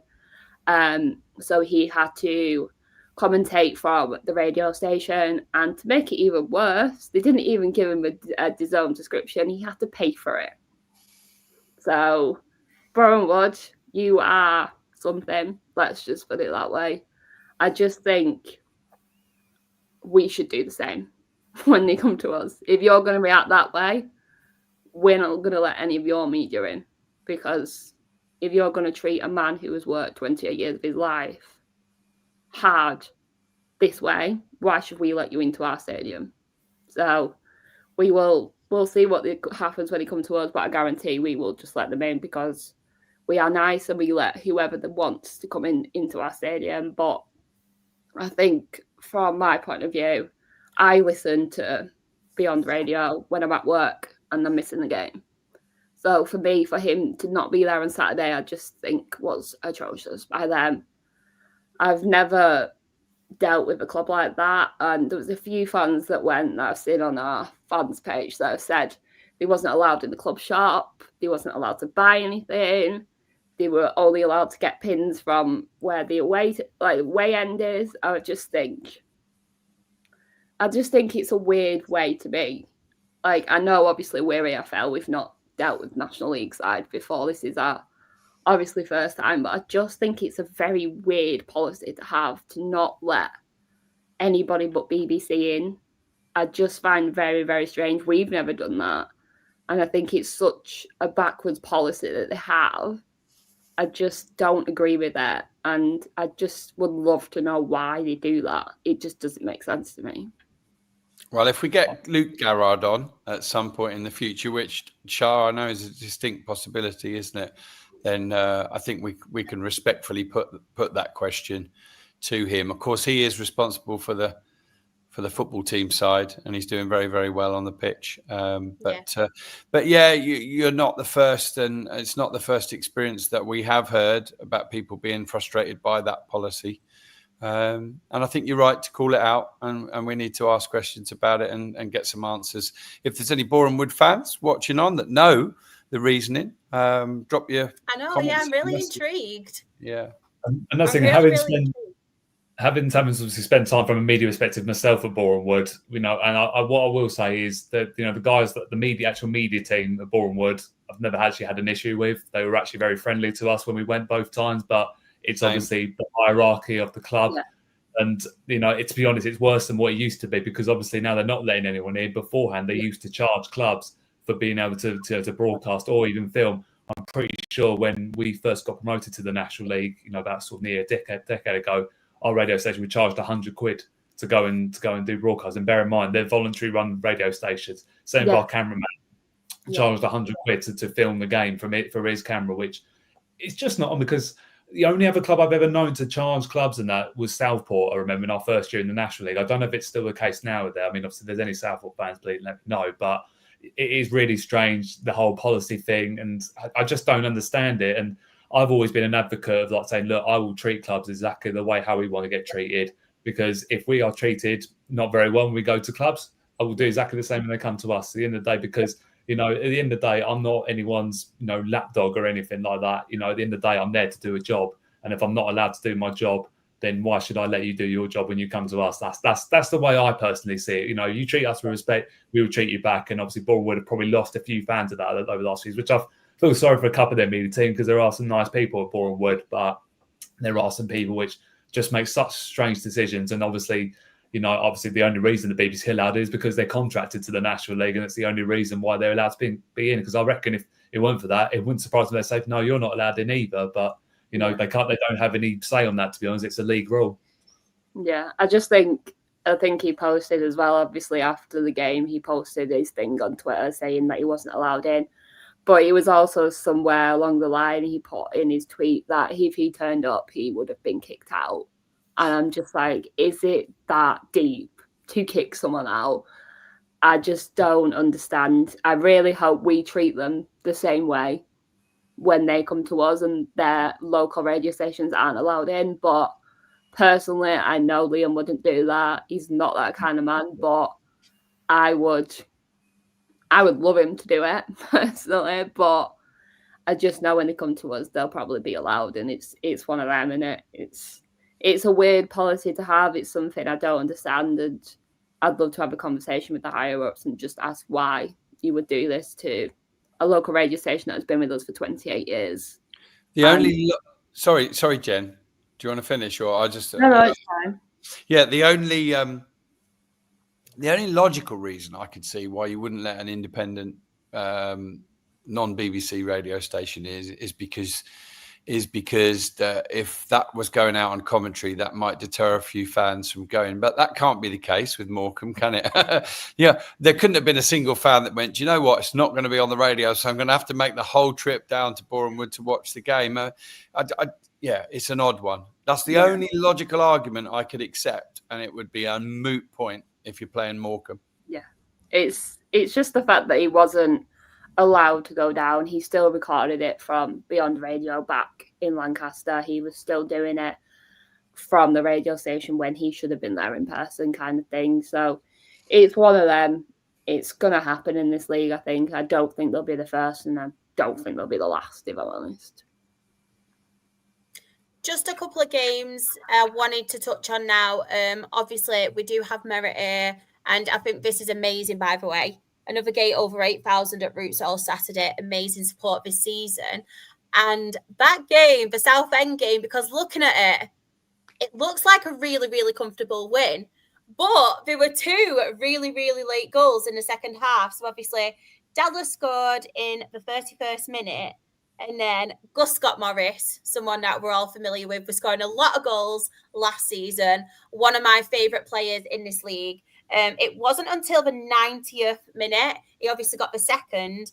And then 90 plus 15, we had 3-0. So it was one of them where it came obviously very, very late, those two goals. But something I'm really concerned about at the minute is Halifax. They are looking quite poor, aren't they? Unfortunately for them. I'm hoping they can turn it around, but looking at the table as well. Oh, not too bad. Not too bad. I thought they were lower than that, to be fair. I know it's only 2 points off, but they've not had a very good start, have they? No, they won 3-2 the game before, I think. Yeah. And I think we should expect some mixed results out of Halifax. Definitely. You've got an up and coming manager in Adam Lakeland who did really well at King's Lynn last year on limited resources to get them in the playoffs, and he's got to maybe adapt. It's not going to be that Chris Millington type of football under him. So the players he's got there have got to adapt a little bit. And I think Halifax's results might be a little bit like Altringham's at the minute. It might be a win, then a loss, and then a win and a loss. But yeah, big win for Southend. And scoring lots of goals. Does each one of those pings represent a goal as well? I know. What was the pings? Do we have a fine? It should be a five or a ping, shouldn't it? I know, it's not my phone. My phone, no one wants to know me. I'm not popular. We do have Merit though in the chat. He's put, it's good to get back to winning ways after that Wealdstone defeat. We didn't play great, to be honest. Halifax were very poor. Very poor. I know we addressed it slightly before as well, but really good win, obviously, for Woking. A win that they did need as well, and scoring 5 goals. So very, very good for them. But obviously, there's one game I do. What about Rochdale? I know. Last but not least. We're out of time. I know. Do you know what? All I can say is Manny D, like Emmanuel Desirue, what a striker we have in him. And I know that obviously I come on here week in, week out and say how good he is. But he's proven it. He's proven it at this league before, with Hartlepool, obviously with Salford as well in the past, but he's doing it at Rochdale. And it was one of them games where I think it was another professional performance. I know Jim likes to use that word about it, but it was. First half, we were very, very good. Had some chances. Devante Rodney had a couple of chances, but their keeper made some brilliant saves. Obviously, we did go 2-0 up. Desirue scoring both goals. Something I did want to point out as well, obviously, Alarakia and Toby Adebayo rolling with the 2 assists, obviously both down the wings, which something that a lot of people didn't know how Emmanuel Desirue would slot into the team, because we do like to play a lot of our football, as you know, Jim McNulty way on the floor. But we have been putting the crosses in. If you've got a 6'5" striker, you need to put them crosses in. Sometimes you do need to put the long balls in. So very, very good. I cannot complain. Ollie Watmoth does not get the credit that he deserves. Obviously, our keeper. A lot of people were critical about him because he was so young, but came from Manchester City Academy, and he is just the perfect goalkeeper for us because he's so cool, composed, and he plays the kind of style that we want to play. And I just wanted to give credit to him. Harvey Gilmore, another one. He was fantastic. Got the man of the match for us in that midfield. He's doing brilliant. And last but not least, our captain, Ethan Ebanks-Landell. I have come on for a couple of weeks now, and I've said how much I really respect that guy, and he needs some respect putting on his name, because a lot of our fans, when he came back from last season, and what annoyed me was it ended up with a really bad injury, Ebanks-Landell, and he had to have surgery. And then Liam Hogan obviously came into the team, was very, very good when we relied on Liam Hogan. But then he did get a slight knock, and we brought Ebanks-Landell back in. And his first game back, obviously, he made a couple of mistakes. He was a little bit rusty, but he'd just come back from surgery. Our fans overreacting, like we do, wrote him off completely. But you've got to give him credit. Like, he's worked hard pre-season. And honestly, he's been a rock at the back and the kind of captain that you need. But yeah, I did want to mention, obviously, to Braintree as well, because despite the scoreline, they did come out in the second half and they did put up a little bit of a fight. Don't get me wrong, I don't think they really tested our keeper, but they were the best team in that second half. We did tire a little bit, but it's one of them games where we probably would have dropped points last season, but something just seems a little bit different at the minute this season, and I'm not getting ahead of myself. By no means. We're going to pick up injuries. We're going to obviously have games where we're going to lose points and stuff. But I just think there's a little bit more about us this season. And I really love to see it, because there was a lot of people calling Jim McNulty and some of his decisions, which I think sometimes it does need calling out a little bit, because last season we did bottle them games and we did kind of lose ourselves and the mentality side of it. But this season brought new people in behind the scenes to help him. I think Ian Henderson's helping a little bit as well in the coaching at the moment. But yeah, I cannot complain at the minute being a Rochdale fan. And there's not just a lot of good things going on, obviously, on the pitch, but there's a lot of things going on off the pitch. And I really do feel like from when the Ogden family came in, we're getting that family, community, club back, because it's been very hard the last couple of seasons, but I really am seeing positives, like not just on the pitch, off the pitch as well. And it's really good times being a Rochdale fan. But Dale fans, if we do lose, if we do drop points, don't have a meltdown. Do not have a meltdown, please. We are doing well. And another thing I did want to mention is the Forest Green result, because obviously we did beat Hartlepool 1-0. Watch just 1-0. Hartlepool have had a very, very good start to the season also. But Cairo Mitchell getting that goal for them. I'm really, really happy to see him doing so well, slotting in that Forest Green side, because you all know I've been a big advocate for Cairo Mitchell, even when some Dale fans weren't. So it is really nice to see him scoring goals. But yeah.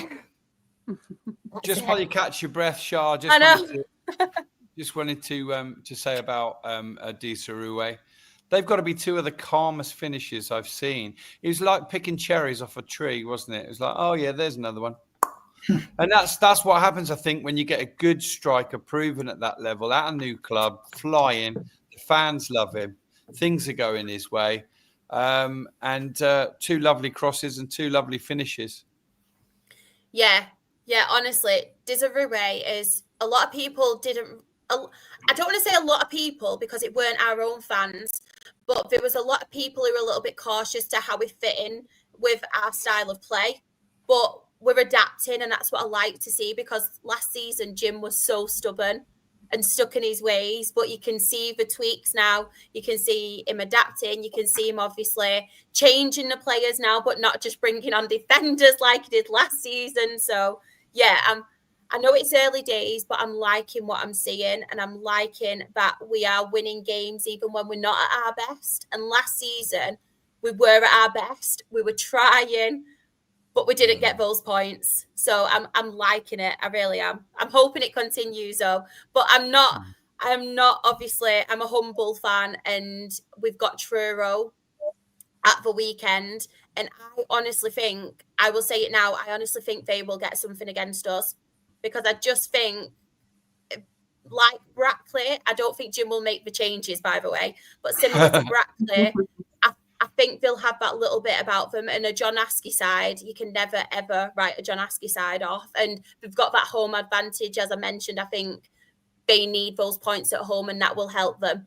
So I think we might possibly struggle on Saturday. I'm saying it now. It will be a clash of styles on Saturday. I can tell you that for sure. Listen, John Askey had a way with Macclesfield when he won this league. That was very, very efficient team. They had a lot of the ball. They made very few mistakes. He can't approach this division with Truro like that. He's got to mix it up. He's got to be a bit more direct. They've got, I think we've probably all seen at some point in the National League, Christian Oxlade-Chamberlain playing. He's got a hell of a throw on him. Yeah. Expect at least 15 to 18 long throws into your box on Saturday. And for them to be as direct, and I'm not knocking that, by the way, they've got to find their own way. Mm-hmm. You know, it must be very, very difficult recruiting for a club like Truro. I think they've done really well to get a competitive side together, and you know, to have already picked up, I think, a win and a draw, if I remember right. Yeah, you can't take anybody lightly in this league. There's nobody in it that if you're not on your game on the day, you're just going to romp it. And you're 100%. right to be humble about that trip.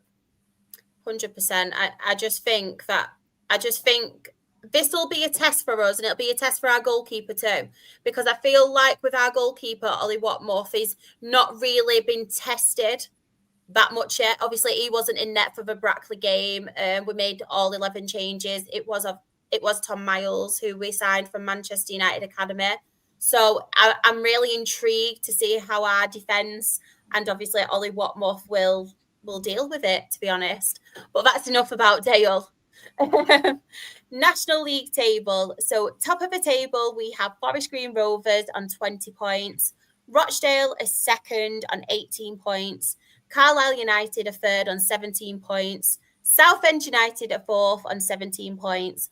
Boreham Wood are fifth on 14 points. Hartlepool United are sixth on 13 points. And Altrincham are seventh on 12 points. See what I mean with Altrincham, though? I say they're inconsistent, but they're still there. They're still there, aren't they? They've won 4 and lost 4. Simple as that, Yeah. And then in the relegation zone, we have Solihull Moors, 21st on 6 points. Sutton United, 22nd on 5 points. Truro City, 23rd on 4 points. And Morecambe, our bottom of the National League table, on 3 points. One thing I did want to quickly address as well before I let everyone say the socials. If Truro beat us on Saturday, I'm not spitting my dummy out on Monday because there will not be a show on Monday. We'll have to do it a double game week the week after because I do have a club advisory board meeting at Rochdale. So I promise now, I want to say it here, I'm not spitting my dummy out. This has been organised for a while, hasn't it, team? Please vouch for me now. I didn't want you to throw me under the bus and say no. No, she hasn't told us, guys, had she? Yeah, no, I'm only. I'll send the screenshots. But of course, we are in collaboration with NL Fulltime for this podcast. Rob, where can everybody find NL Fulltime on the socials? If there was one week I might not want to point them there, it's this. I feel so embarrassed. A lot of it was my fault, but we've lost a big chunk. We've lost a big chunk of the pod. Young Tom Jolly with Luke Edwards away in Croatia has done a brilliant job on the edit, but I'll apologise now. If you're a National League North fan and you normally listen to NL Fulltime, you can skip it this week because we've lost the whole of the National League North and we've lost your bit, Shah, where you were talking about Hornchurch and Ebbsfleet, and we've lost our 10-minute chunk where Mark White joined us as well. But the pod, what's left of it, is out. It's come out in the last half an hour, and it's at NL Fulltime. And you can get it on pretty much any podcast platform if you just put NL Fulltime in the search. Thank you for inviting me on as well. It was an absolute pleasure talking on the podcast. It was a nice change as well, because I felt like I didn't have to host you. You hosted me.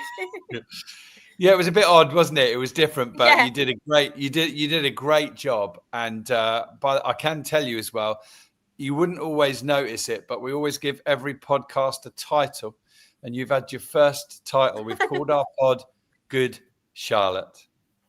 Ah, thank you. I feel honoured now. This really, obviously, everyone's going on about the technical issues. This made me laugh as well from Merritt. It's just basically put that I bottled it. I've not bottled it. I held my hands up on here and said, I think that Truro will get a result. I'll clip it as well, but I promise you, I'm not bottling it. I could have done that against Brackley, though. Might do that next time. But Ben, where can everybody find you on the socials?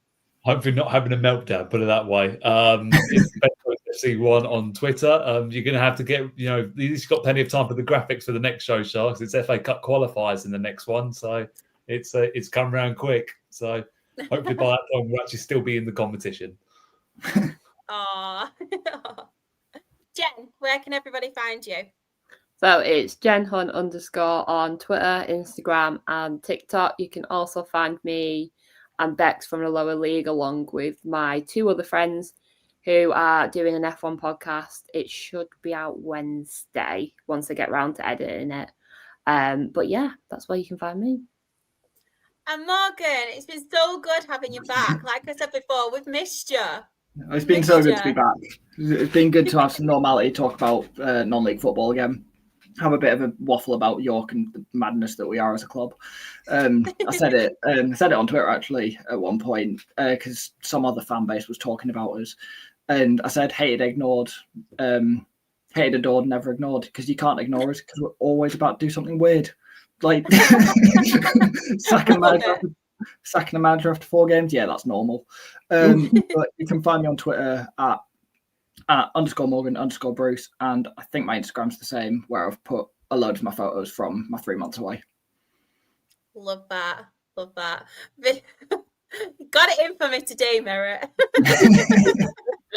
Where can we find you? I promise I am at a meeting. Do you know what? I'm going to take a picture and put it on my Instagram and my Twitter. Not or in the meeting. Do you know what I might say to everyone? Can you just take a selfie with me so then I can prove I'm at a meeting just to tag you all in it? But you can find me. I am Sharex REFC on Twitter, TikTok, Instagram. My Her Game 2 stuff is Rochdale HGT on all of those socials. And we have brought the Dale way back. You can catch our first episode on Spotify and YouTube. We talk about the first 5 games. We're not recording this week because obviously we've not got that much to cover with the York game being postponed. So we will be doing a recording next Wednesday, and then it will go out to everybody on audio platforms on the Friday. But of course, we are the Absolute Football Podcast, and we are on Twitter, Absolute Ball Pod, YouTube, Absolute Football Podcast, the same on Twitch, TikTok, Absolute Football Pod, Instagram, Absolute Football Podcast _, Blue Sky, Absolute Football, and Facebook, the Absolute Football Podcast.